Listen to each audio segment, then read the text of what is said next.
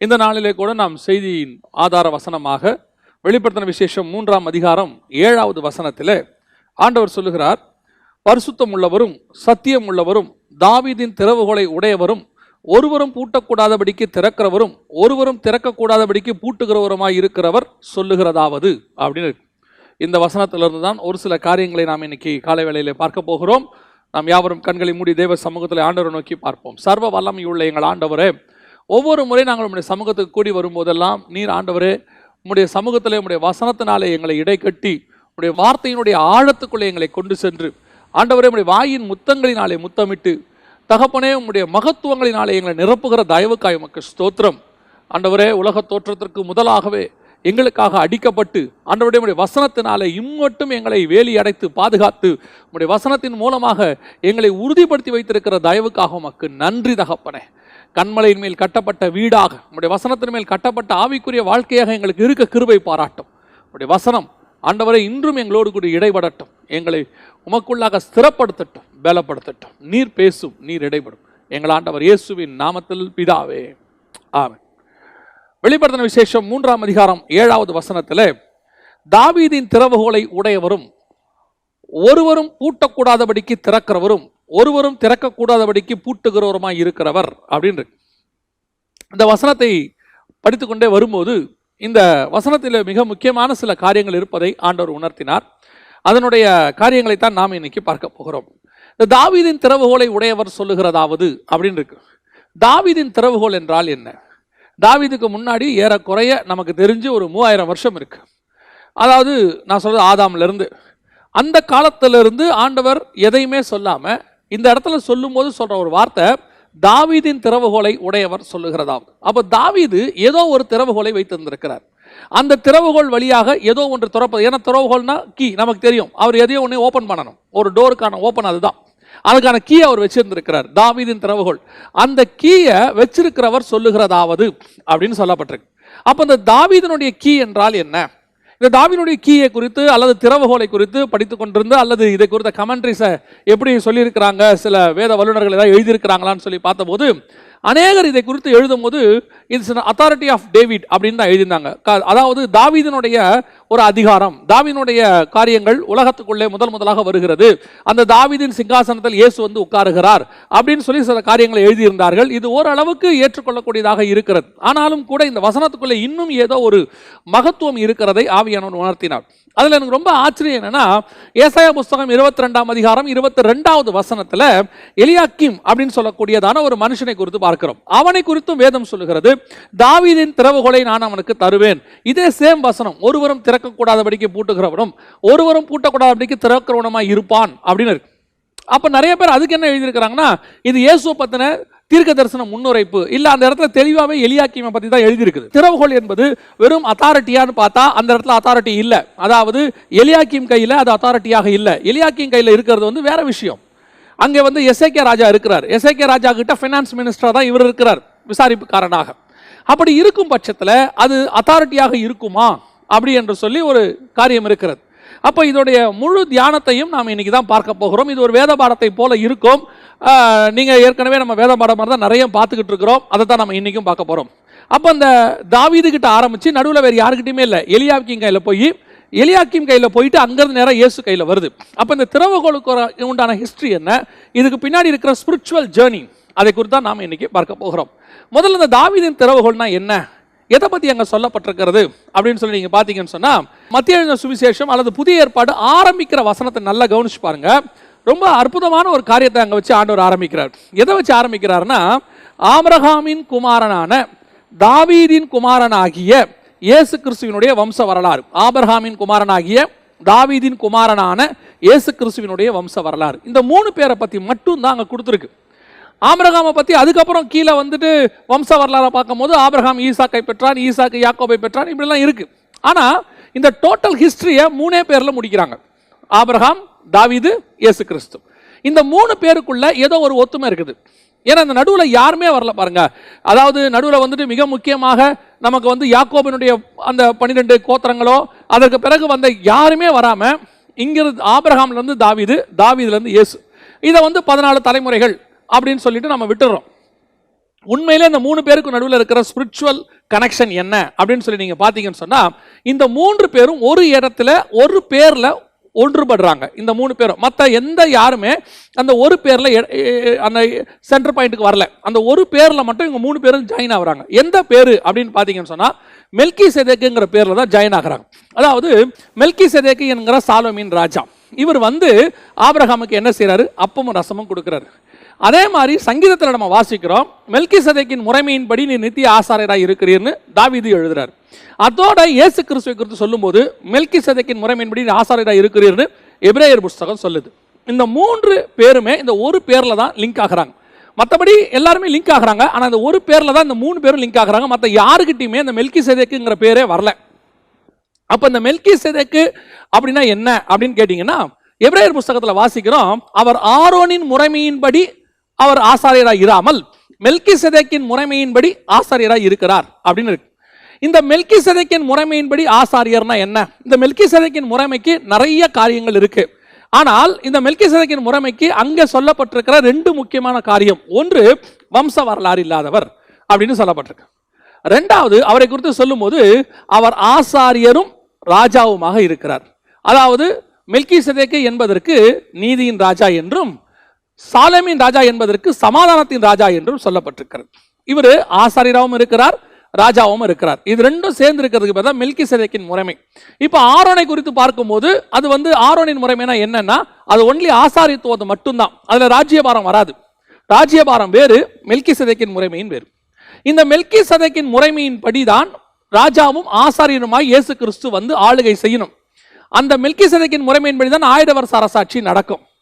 இந்த முறைமையை பூமியில ஸ்டார்ட் பண்ண வேண்டியது யாருன்னு கேட்டீங்கன்னா, தாவீது தான் ஸ்டார்ட் பண்ணணும். மெல்கிசேதேக்கின் முறைமையின்படி ராஜாவும் ஆசாரியனுமாய் யார் இருக்கணும்னா இயேசு கிறிஸ்து இருக்கணும். அந்த இயேசு கிறிஸ்துடைய ராஜ்யபாரத்தை ஸ்டார்ட் பண்ண வேண்டியது யாருன்னா தாவீது தான் ஸ்டார்ட் பண்ணணும். இந்த தாவீதை வச்சு ஸ்டார்ட் பண்றதுக்கு முன்னாடியே இவங்க என்ன கேட்கறாங்க? எங்களுக்கு ராஜா வேணும்னு கேட்கறாங்க. அந்த ராஜா வேணும்னு கேட்கும் போது ஆண்டவர் சொல்றதான ஒரு காரியம், அவர்கள் சாமுவேல்கிட்ட சொல்றாரு, அவர்கள் உன்னை அல்ல என்னை தள்ளினார்கள். இப்போ அவங்களுக்கு சவுல் ராஜாவாக கொடுக்கப்படுகிறார். நல்லா கவனிச்சு கொள்ளுங்க, ஆசாரியராக சாமுவேல் இருக்கிறார், சவுல் ராஜாவாக இருக்கிறார். இவங்க 2 பேரும் தனித்தனியா இருக்கிறாங்க. 1 சாமுவேல் புஸ்தகம் 13ஆம் அதிகாரம் 9வது வசனம், அப்பொழுது சவுல் சர்வாங்க தகன பலியையும் சமாதான பலியையும் என்னிடத்தில் கொண்டு வாருங்கள் என்று சொல்லி சர்வாங்க தகன பலியை செலுத்தினான் அப்படின்னு இருக்கு. சர்வாங்க தகன பலியை செலுத்தி முடிக்கிற போது சாமுவேல் வந்துட்டார். இதுக்கு பின்னாடி நிறைய ஆவிக்குரிய அர்த்தம் இருக்கு. ஏன் அவர் சமாதான பலி செலுத்துறதுக்குள்ள சாமுவேல் வந்துட்டாரு, ஏன் சர்வாங்க தகன பலி மாத்திரம் செலுத்துறாருங்கிறதுக்கு நிறைய விஷயங்கள் இருக்கு. அது நம்ம ஏன்னு சொன்னா, சர்வாங்க தகன பலி என்பது சர்வாங்கமா தன்னை பலியாக செலுத்தக்கூடியது. அது ஆசாரியத்துவத்தில் இயேசு கிறிஸ்து தன்னை தானே பலியாக சர்வாங்க பகனியை செலுத்தினார். சமாதான பலிங்கிறது அதுக்கப்புறம் அவர் செய்ய போற 1000 வருஷ அரசாட்சி, ராஜரீகம், இது 2ம் சேர்ந்து அந்த இடத்துல வருது. இதை பத்தின விஷயங்கள் நம்ம இப்ப பார்க்க வேண்டாம். இப்போ இயேசு கிறிஸ்து தான் அங்கே தாவீதும் இயேசு கிறிஸ்து தான் முன்னோட்டமா இருக்கணும். இப்போ சவுல் அங்க பலியை செலுத்திட்டார். செலுத்தின உடனே சாமுவேல் சொல்ற காரியம், மதியீனமாய் செய்தீர். அவர் சொல்ற வார்த்தை 13ஆம் வசனம், சாமுவேல் சவுலை பார்த்து புத்தியீனமாய் செய்தீர் அப்படிங்கிறார். ஏன்? நீர் எப்படி பலி செலுத்தலாம்? நீர் பலி செலுத்தக்கூடாது. சவுல் பலி செலுத்திட்டாரு, அதனால அவருடைய ராஜ்யபாரம் போயிருச்சு. அந்த இடத்துல வசனம் சொல்ற வார்த்தையை பாருங்க, 14வது வசனம், இப்பொழுது உம்முடைய ராஜ்யபாரம் நிலை நிற்காது, கர்த்தர் தம்முடைய இருதயத்துக்கு ஏற்ற ஒரு மனுஷனை தமக்கு தேடி அவனை கர்த்தர் தம்முடைய ஜனங்கள் மேல் தலைவனாய் இருக்க கட்டளையிட்டார், கர்த்தர் உமக்கு விதித்த கட்டளையை நீ கை கொள்ளவில்லையே என்று சொன்னான் அப்படின்னு இருக்கு. ராஜ்யபாரம் போயிருச்சு. இது எப்ப நடந்த சம்பவம் தெரியுங்களா? ரொம்ப ஆச்சரியமா இருக்கும். நீங்க அந்த 1 சாமுவேல் 13ஆம் அதிகாரத்தை நீங்க வாசிச்சு பாருங்க. 1வது வசனத்துல சவுல் ராஜ்யபாரம் பண்ணி 1 வருஷம் ஆயிற்று அப்படின்னு இருக்கு. 1 வருஷத்துல தான் இது நடக்குது. ஆனா சவுல் 40 வருஷம் ராஜ்யபாரம் பண்ணார். அதாவது சவுல் ராஜ்யபாரம் பண்ண 2வது வருஷத்துல இது நடக்குது. ஆனா வசனம் சொல்லுது, தாவீது ராஜாவாகும் போது 30 வயதாக இருந்தான். 2 சாமுவேலின் புஸ்தகம் 5ஆம் அதிகாரம் 4வது வசனத்தை நீங்கள் வாசிக்கும் போது, தாவீது ராஜாவாகிற போது 30 வயதாக இருந்தான். அப்படின்னா என்ன அர்த்தம்? சவுல் ராஜ்யபாரம் பண்ணி இந்த தப்பம் நடந்த பிறகு 38 வருஷம் ராஜாவா இருந்திருக்கிறார். அந்த 38 வருஷம் முடிஞ்ச பிறகுதான் தாவீது ராஜாவாகிறார். ஆனா இந்த காரியம் நடக்கும் போதே கர்த்தர் சொல்றாரு, உம்முடைய தேவனாகிய கர்த்தர் தம்முடைய இருதயத்துக்கு ஏற்ற ஒரு மனுஷனை தமக்கு தேடி அவனை கர்த்தர் தம்முடைய ஜனங்கள் மேல் தலைவனாய் இருக்க கட்டளை இட்டார்னு இருக்கு. கட்டளை இட்டுட்டார். அப்படின்னா என்ன அர்த்தம்? தாவீது பிறக்கிறதுக்கு 8 வருஷத்துக்கு முன்னாடியே கட்டளை இட்டுட்டார். இந்த ஆர்டர் வந்துருச்சு அப்பயே, இன்னும் தாவீது பிறக்கல, 8 வருஷம் கழிச்சு தான் தாவீது பிறக்க போறாரு. அதனாலதான் நீங்க மத்திய எழுதின சுவிசேஷம் 1ஆம் அதிகாரத்தை வாசித்து பாருங்க. ஈசாய் தாவீது ராஜாவை பெற்றான்னு இருக்கும், வேற ஒருத்தரை பத்தி அங்க ராஜானே இருக்காது. மற்ற அத்தனை பேரையும் சாலமோன், ரெகபியாம் இப்படிதான் வருமே ஒழிய சாலமோன் ராஜாவை பெற்றான்னு இருக்காது. ஆனா தாவீதை மட்டும் தாவீது ராஜாவை பெற்றான்னு இருக்கும். பெரிய ஆச்சரியம் என்னன்னா, தாவீது மட்டும் பிறக்கும் போது ராஜா கிடையாது உலக பிரகாரமாக. அதுக்கு பிறகு பிறந்த எல்லாருமே ராஜாவா தான் பிறந்தாங்க. சாலமோன், ரெகபியாம் எல்லாருமே ராஜாவாக தான் பிறந்தாங்க. ஆனா அந்த ஒரு இடத்துல மட்டும் தாவீது ராஜாவை பெற்றான். அதோட அர்த்தம் என்ன அப்படின்னு கேட்டீங்கன்னா, தாவீது டிசைன்டு, அவன் பிறக்கிறதுக்கு முன்னாடியே ராஜாவாக பிறக்க வேண்டும் என்பதுதான் திட்டம். அதனால அவனை ராஜாவாக பிறக்க வைக்கணும். அதனால அவனை ராஜ்ய குலத்துல இல்ல, அவனை கொண்டு போய் ஒரு ஏழையின் வீட்டில் 8வது மகனாக ஆடு மேய்க்கிறவனாக. இதே தான் இயேசு கிறிஸ்துவும் ராஜாவாகத்தான் பிறந்தார். அவர் ப்ரீ பிளான்டு, அவர் ராஜா தான். பிறக்கும் போதே யூதருக்கு ராஜாவாய் பிறந்திருக்கிறவர் எங்கே? ஆனா பிறந்தது எங்க? ஒரு தச்சன் வீட்டில், ஒரு ஏழை வீட்டில். புறா குஞ்சு தான் பலி கொடுத்தாங்க இயேசுக்காக. அப்பனா அவர் ஒரு ஏழையின் வீட்டில் பிறக்கிறாரு. எப்படி பிறக்கிறாரு? ஒரு தச்சனின் மகனாக பிறக்கிறார். தி சேம் டிசைன், ஒரே டிசைன். அப்ப அந்த தாவீது தான் வரப்போகிற மெல்கிசேதேக்கின் முறைமையினுடைய ஸ்டார்டிங் பாயிண்ட். அந்த ராஜ்ய பாரம், இயேசு கிறிஸ்து ராஜாவும் ஆசாரியருமா இருக்கணும். அந்த ராஜ்ய பாரத்தினுடைய ஓபன், அதோடைய உலகத்தில் அந்த ராஜ்ய பாரத்தை ஆரம்பிக்கிறார் பாத்தீங்களா? அந்த ஆரம்பிக்கிற திறவுகோல் யாருகிட்ட இருக்குதுன்னா தாவீது கிட்ட இருக்குது. தாவீது தான் அதை ஓபன் பண்ணி வைக்கணும். அதுல பெரிய ஆச்சரியம் என்ன அப்படின்னு சொல்லி நீங்க பாத்தீங்கன்னு சொன்னா, தாவீது ஒருத்த மட்டும் தாங்க ராஜாவாவும் ஆசாரியராகவும் இருந்து பலி செலுத்துவார். அந்த பலியை கர்த்தர் அக்செப்ட் பண்ணி கொள்வார். நீங்க வாசிச்சீங்கன்னா 2 சாமுவேல் புத்தகம் 6ஆம் அதிகாரம் 14வது 17வது வசனம், இது ரெண்டுலயும் நீங்க வாசிச்சு பாருங்க. தாவீது பலி செலுத்தினான்னு இருக்கும். அந்த 16வது வசனத்துல நம்ம எல்லாருக்கும் தெரிஞ்ச வசனம், ஏற்கனவே ஒரு தடவை இதை பத்தி நம்ம பேசி இருக்கிறோம். என்னன்னு கேட்டா, தாவீது அந்த உடன்படிக்கை பெட்டி எடுத்துக்கொண்டு வரும்போது ஏபோத்தை தரித்திருந்தான் இருக்கும். இந்த ஏபோத்துங்கிறது ஆசாரியர்கள் தரித்து கொள்ளக்கூடியது. ஏபோத்தை தரித்திருந்தான். ஏபோத்தை தரிச்சுட்டு உள்ள வராரு. இவர் ராஜா தான், ஆனா அவர் எப்படி வராரு? ஆசாரிய ட்ரெஸ்ல வராரு. இயேசு கிறிஸ்து கழுதையின் மேல வந்தது, கழுதையும் ஆட்டுக்குட்டியும் நம்ம இதை பார்த்திருக்கிறோம். அப்ப உள்ளே நுழைகிறாரு. இப்போ அவர் ராஜாவும் ஆசாரியனுமாய் உள்ளே நுழைகிறார். 17வது வசனத்துல தாவீது பலி செலுத்தினான். சர்வாங்க தகன பலிகளையும் சமாதான பலிகளையும் இந்த 2 பலியில ஒன்னு செலுத்தும் போதுதான் சவுல் நிறுத்திட்டார். 2வது பலி செலுத்த உடல, அதுக்குள்ளே சாமுவேல் உள்ள வந்துட்டார். அதான் சொன்ன, அதுக்கு பின்னாடி ஆவிக்குரிய அர்த்தம் இருக்குன்னு. இங்க 2 பலியும் தாவீது செலுத்திட்டார். அப்படின்னா என்ன அர்த்தம்? மெல்கிசேதேக்கின் முறைமையினுடைய ஸ்டார்டிங் பாயிண்ட் உள்ள வந்துருச்சு. ஆசாரியரும் ராஜாவுமாக உள்ளே நுழைஞ்சிட்டார். நம்ம ஏன் இந்த மெல்கிசேதேக்கின் முறைமையை பார்த்துக்கிட்டு இருக்கிறோம், ஏன் இந்த திறவுகோல் ரொம்ப இம்பார்ட்டன்ட்ங்கிறத உங்களுக்கு கடைசியில் சொல்றேன். இப்போ தாவீது திறந்த இந்த கோல், இதுதான் திறவுகோல். இப்போ மெல்கிசேதேக்கின் முறைமை உள்ள வந்துருச்சு. இந்த மெல்கிசேதேக்கின் முறைமையின் படிதான் நித்திய ஆசாரியராக இயேசு வரணும். அவர் இங்க ஆசாரியத்துவம் செய்யணும், ராஜாவா இருக்கணும். இப்போ நீங்க பரலோகத்தில் எடுத்துக்கொள்ளுங்களேன். இயேசு கிறிஸ்து எப்படி இருக்கிறாரு? அடிக்கப்பட்ட வண்ணமாய் இருக்கிற ஆட்டுக்குட்டி.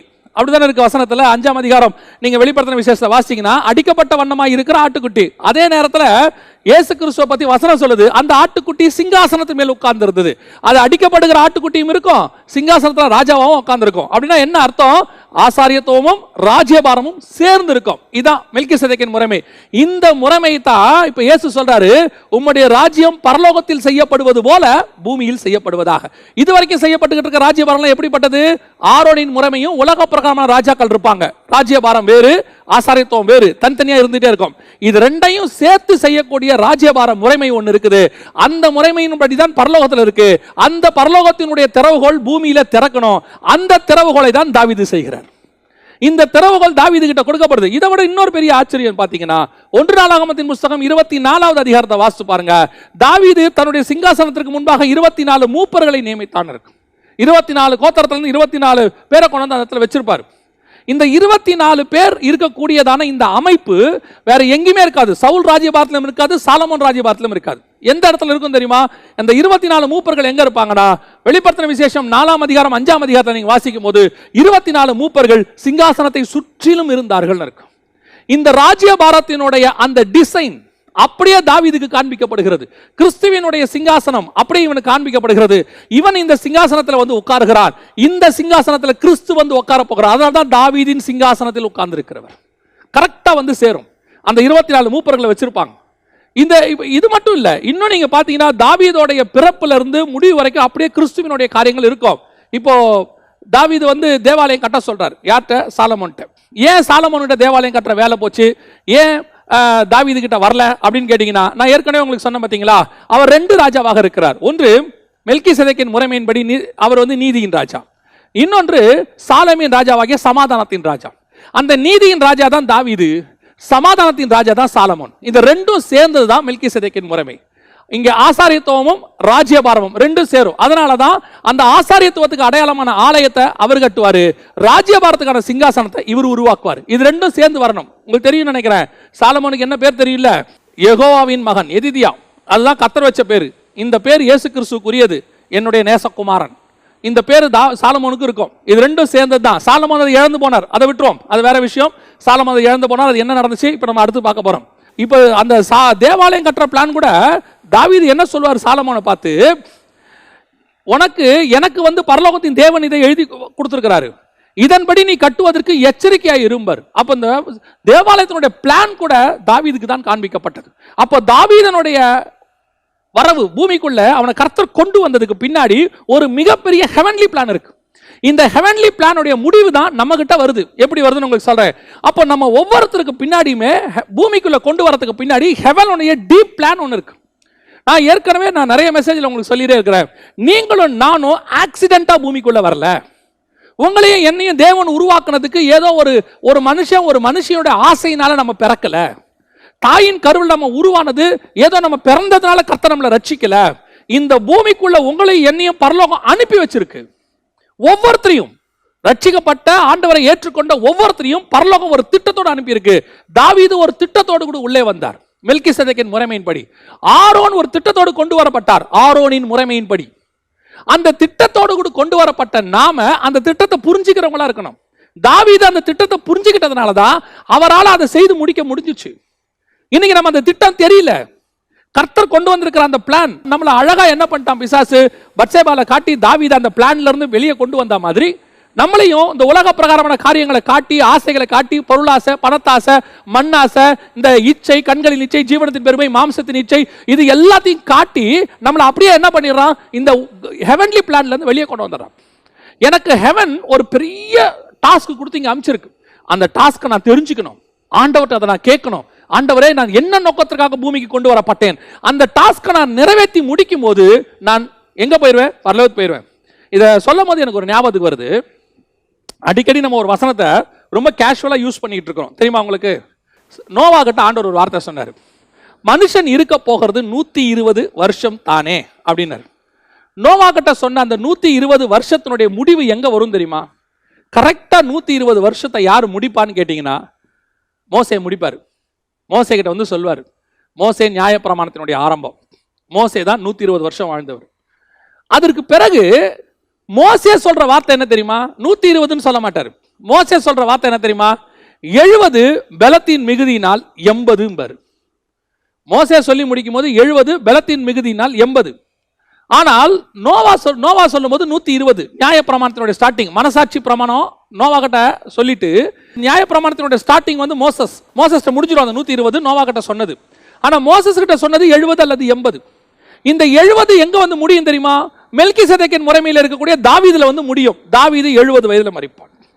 அந்த 70 தாவீது முடிஞ்ச உடனே சாலமோன் ராஜாவாக மாறுவார், சமாதானத்தின் தேவன் வருவார். இவைகளுக்கு பின்னால் காடோடைய மகா பெரிய பிளான் இருக்கு. இப்ப நம்மள ஒவ்வொருத்தரையும் அந்த மாதிரி தான் ஆண்டவர் கொண்டு வந்திருக்கிறார். அந்த 70 தாவீது முடிக்கும் போது சாலமோன் தொடங்கணும். அப்ப அந்த சாலமோனுக்கு தேவையான அந்த மெல்கிசேதேக்கின் முறைமையின்படி இருக்கக்கூடிய சிங்காசனத்தை உருவாக்கி தேவாலயத்துக்கான பிளானை வாங்கி ஆண்டவர்கிட்ட கொடுத்துட்டு அவர் போயிட்டார். இப்ப சாலமோன் அதை எக்ஸிக்யூட் பண்ணி முடிக்கணும். அப்போ தாவீது திறவு வச்ச அந்த திறவுகோல் அடுத்து சாலமோன் வழியாக கண்டினியூ ஆகணும். எப்போ வரைக்கும் கண்டினியூ ஆகணும்? இயேசு வர வரைக்கும் கண்டினியூ ஆகணும். இயேசு அந்த ராஜ்யபாரத்தில் உட்காருவார். இஸ்ரவேலிலே சிங்காசனத்தில் எருசலேமிலே ராஜாவாக உட்காருவார். அவர் உட்கார்ந்து அந்த 2 முறைமையும் முடிப்பார். எப்படி தாவீது உள்ள ஆசாரியனாவும் ராஜாவும் உள்ள வந்தாரோ அதே மாதிரி இயேசு கழுதையில ராஜாவாகவும் ஆசாரியனும் உள்ள முடிச்சிருக்கணும். ஆனா நடுவுல ஒரு பிரச்சனை நடந்துருச்சு. என்ன பிரச்சனை நடந்துருச்சு? இந்த தாவீதின் திறவுகோலை திறந்து அதன் வழியாக சாலமோன் டிராவல் பண்ணும்போது அங்கே ஒரு மிஸ்டேக்கை பிசாசு கொண்டு நுழைக்கிறான். என்ன நுழைக்கிறான் அப்படின்னு சொல்லி நீங்க பாத்தீங்கன்னு சொன்னா 1 ராஜாக்களின் புஸ்தகம் 11ஆம் அதிகாரம் 3, 4, 5 வசனங்களை நீங்க வாசிச்சு பாத்தீங்கன்னா சாலமோனுடைய ராஜ்யபாரத்துக்குள்ள சாலமோன் சிங்காசனத்தில் உட்கார்ந்து இருக்கிறார். நான் என்ற தகப்பனுடைய சிங்காசனத்தில் உட்கார வைத்தாருங்கிறார் சாலமோன். சொல்லும்போது அப்படிதான் சொல்றாரு. அந்த சிங்காசனத்துக்குள்ள எது வருது தெரியுமா? பிசாசின் கூட்டங்கள் உள்ளே நுழையுது. 1 ராஜாக்களின் புஸ்தகம் 11ஆம் அதிகாரம் 3வது வசனத்துல சொல்லுது, அவனுக்கு பிரபுக்கள் குலமான 700 மனையாட்டிகளும் 300 மறுமனையாட்டிகளும் இருந்தார்கள். அவனுடைய ஸ்திரீகள் அவன் இருதயத்தை வழுவி போக பண்ணினார்கள். ஏன் கர்த்தர் பின்னாடி சொல்றாரு, நீ புறஜாதிக்குள்ள போய் திருமணம் செய்யக்கூடாது. ஏன் திருமணம் பண்ணக்கூடாது? நீ அப்படி திருமணம் பண்ணினா அந்த ஸ்திரீகள் உன்னை வழுவி போக பண்ணுவார்கள்.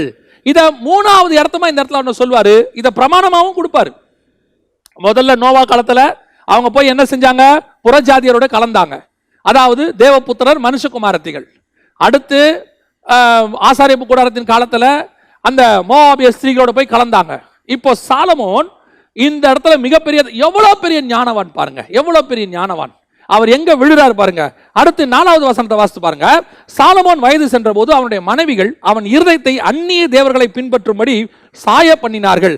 அதனால் அவனுடைய இருதயம் அவன் தகப்பனாகிய தாவீதின் இருதயத்தை போல தன் தேவனாகிய கர்த்தரோடு உத்தமமாய் இருக்கவில்லை. டோர் க்ளோஸ் ஆயிருச்சு, திறவுகோல் க்ளோஸ் ஆயிருச்சு. காரணம் என்ன?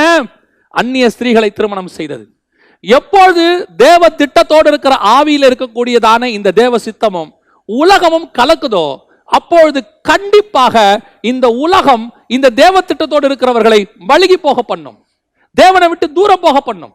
நிறைய பேர் இன்னைக்கு என்ன சொல்றாங்க தெரியுமா?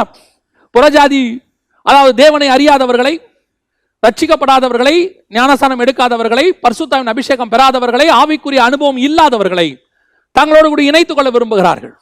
அது பிசினஸ் ஆக இருக்கட்டும், அல்லது வந்துட்டு திருமணமான காரியங்களாக இருக்கட்டும், எதுவானா இருக்கட்டும், வசனம் தெளிவா சொல்லுது, அந்நியரோடு பிணைக்க கூடாது, அவிசுவாசி விசுவாசியோட சேரக்கூடாது. இன்னைக்கு பல காரணங்கள், அது எதுவானாலும் இருக்கட்டும். அவரு நிறைய பணம் வச்சிருக்கிறாரு, அவர் ஸ்லீப்பிங் பார்ட்னரா இருப்பாரு, நான் ஒரு ஒர்க்கிங் பார்ட்னரா இருப்பேன், அவர் பணம் தான் போடுவார், எந்த டிஸ்டர்ப் பண்ண மாட்டார். நான் சொல்றேன், உங்களுக்கு கர்த்தர் கொடுக்கிற அந்த கிருபையை, அதனால் வரக்கூடிய ஆசீர்வாதத்தை அவர்கள் சாப்பிடுவார்கள். ஒரு நாள் எல்லாவற்றையும் உருவி விட்டு உங்களை அனுப்பி விடுவார்கள். It's fact. இது பிசாசோட திட்டம். நம்ம கிட்ட இருந்து வாங்கறதுக்கு பிசாசு யூஸ் பண்ற மெத்தடே அதுதாங்க. அவனுடைய ஆள் ஒருத்தனை உள்ள அனுப்பி விடுவான். அதை தான் சொல்றேன். நிறைய பேர் இன்னைக்கு சொல்றாங்க, இன்னைக்கு வாலிப பிள்ளைகள், நிறைய பேர் திருமண வயதில் இருக்கிறவங்க சொல்ற வார்த்தை, அவங்க வேலை செய்யற ஸ்தலத்துல தேவனை அறியாதவங்களை விரும்பிடுறாங்க. வீட்டில் வந்து சொல்றாங்க, ஏன் அவங்க இயேசுவை ஏத்துக்கொள்றேன்னு சொல்றாங்க, சர்ச்சிலேயே கல்யாணம் வச்சுக்கலாம்னு சொல்றாங்க, நான் அவங்கள மாத்திருவேன், நான் அவங்கள எப்படி சுவிசேஷம் சொல்றேன்.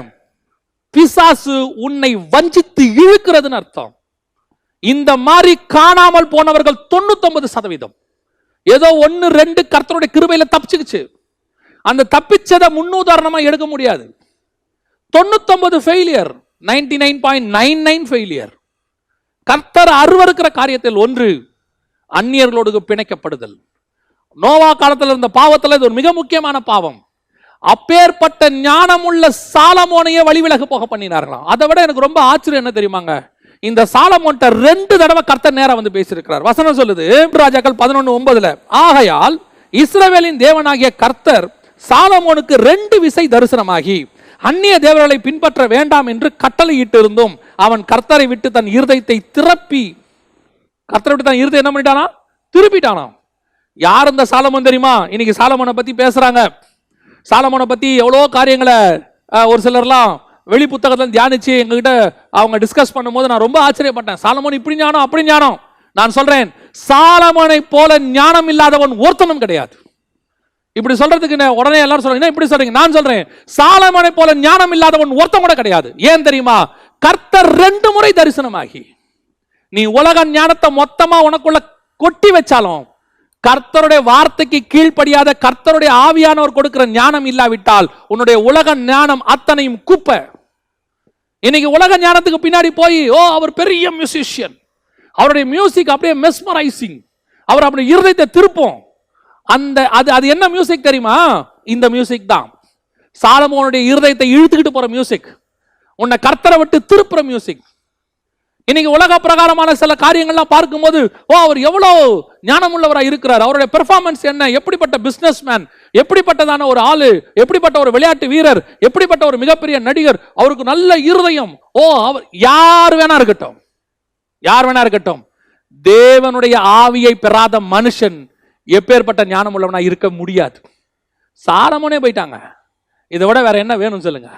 ஆனா ஒண்ணு என்ன தெரியுமா, சாலமோனிலும் பெரியவர் நம்மோடு கூட இருக்கிறார். அதுதான் இருக்கிறதுலே ஆசீர்வாதம். நான் எப்பவும் சொல்லுவேன், சாலமோனை போல உலக ஞானம் மொத்தத்தையும் கரைச்சு குடிச்சு இந்த மாதிரி 2 விசை கர்த்தர் பேசி வழி விலகி போறவனை விட உலகத்தை பொறுத்த வரைக்கும் நாம பைத்தியங்களாவே இருந்துட்டு போறோம். ஆனா கர்த்தரை அறிகிற அறிவு இருந்தா போதும், அதுதான் உண்மையிலேயே ஞானம். அவருக்குள் ஞானம் அறிவு என்கிற பொக்கிஷம் அடங்கி இருக்கிறதுன்னு கொலோசியர் புஸ்தகம் சொல்லுது. அந்த ஞானம் தாங்க ரொம்ப முக்கியம். சாலமோன் ரொம்ப கேஷுவலா செஞ்சிட்டாரு. ரொம்ப கேஷுவலா அநேக மறுமனையாட்டிகள் திருமணம் பண்ணி பிசாசோடைய வலையில விழுந்துட்டாரு. அதனுடைய விளைவு என்ன தெரியுமா, அந்த திறவுகோல் மூடிருச்சுங்க, அந்த டோர் க்ளோஸ் ஆயிருச்சு. அழகா மெல்கிசேதேக்கின் முறைமையின் டோரை திறந்து வச்சாரு தாவீது. நீதியின் ராஜா முடிச்சாரு, சமாதானத்தின் ராஜாவா இவன் முடிச்சிருந்தாங்கன்னா அடுத்து இவனுடைய சந்ததிக்குள்ள அப்படியே அடுத்து அடுத்து அடுத்து அடுத்து கிறிஸ்து வர வரைக்கும் இருந்திருப்பாங்க. இங்க விழுந்த விழுச்சி அவ்வளவுதான், முடிஞ்சிச்சு, டோர் க்ளோஸ் ஆயிருச்சு. கர்த்தர் பார்த்துக்கிட்டே இருக்கிறாரு, திருப்பி யாரை கொண்டு திறக்கலாம், திருப்பி யாரை கொண்டு திறக்கலாம் கர்த்தர் பார்த்துக்கிட்டே இருக்கிறாரு. சாலமோனுடைய வீழ்ச்சிக்கு என்ன காரணம், அந்நியரோடு கலவுதல், உலகத்தோடு கூட. எப்பவும் சொல்லுவேன், சபை உலகத்தோடு கூட கலக்க கூடாது. உலகத்துல இருக்கிறவங்க எப்பேற்பட்ட ஞானவானா இருக்கட்டும், உலகத்தில் இருக்கக்கூடியதான படிப்பாளிகள், உலகத்தில் இருக்கக்கூடிய பெரிய அந்தஸ்தில் இருக்கிறவங்க, வேலையில் இருக்கிறவங்க, அரசியல்வாதிகள், யார் வேணாலும் இருக்கட்டும், சபைக்கும் அவர்களுக்கும் எந்த விதமான சம்பந்தம் கிடையாது, கிடையவே கிடையாது, மிக்ஸ் ஆகக்கூடாது. சாலமோன் காணாம போயிட்டான், திறவுகோல் அந்த டோர் மீண்டும் க்ளோஸ் ஆயிடுச்சு. இதுக்கப்புறம் அந்த டோர் எங்க இருந்துச்சு, யார் ஓபன் பண்ணாங்க, எதுவுமே இல்லைங்க. முதல் வீழ்ச்சி உலகத்தோடு கூட ஸ்நேகம், உலக ஸ்நேகம் கர்த்தருக்கான பகை. ஆண்டவர் சொல்றார், ஒன்னு கர்த்தர் தெய்வமானால் கர்த்தர் இடத்துல வாங்கள், பாகால் தெய்வமானால் பாகால் இடத்துல போங்கள். அடுத்து ஏசாயா புஸ்தகம் 22ஆம் அதிகாரம் 22வது வசனத்துல கர்த்தர் இன்னொரு மனுஷனை செலக்ட் பண்றாரு. அந்த மனுஷனுக்கு பேர் தான் எலியாக்கீம்.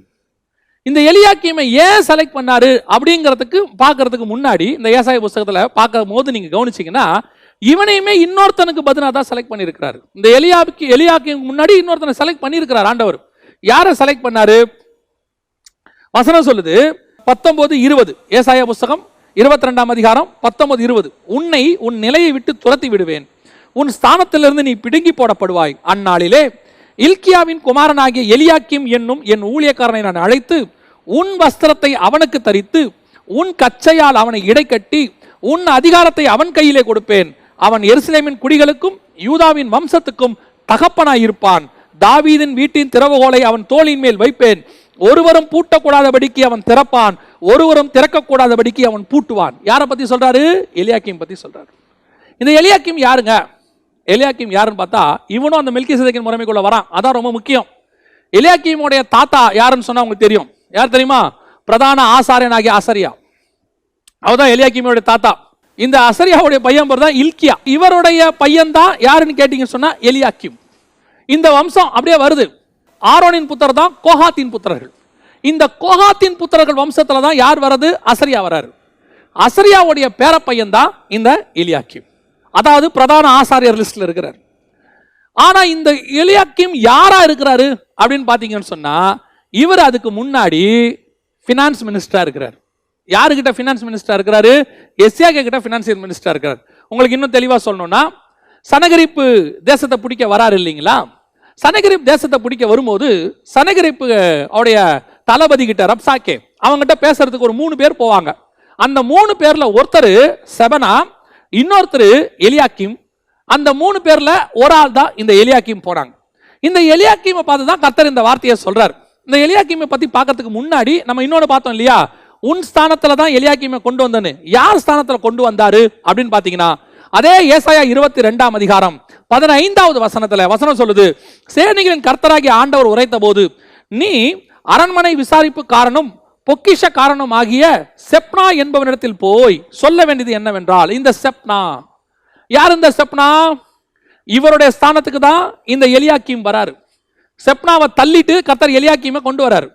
இந்த செப்னா யாரு, அவரும் விசாரிப்புக்காரன், அவரும் பினான்ஸ் மினிஸ்டர். யாருக்கிட்ட, எஸ்ஏகா கிட்ட. இந்த செப்னாவுடைய ஸ்தானத்தை ஏன் கர்த்தர் தள்ளினாருன்னு பாருங்களேன்.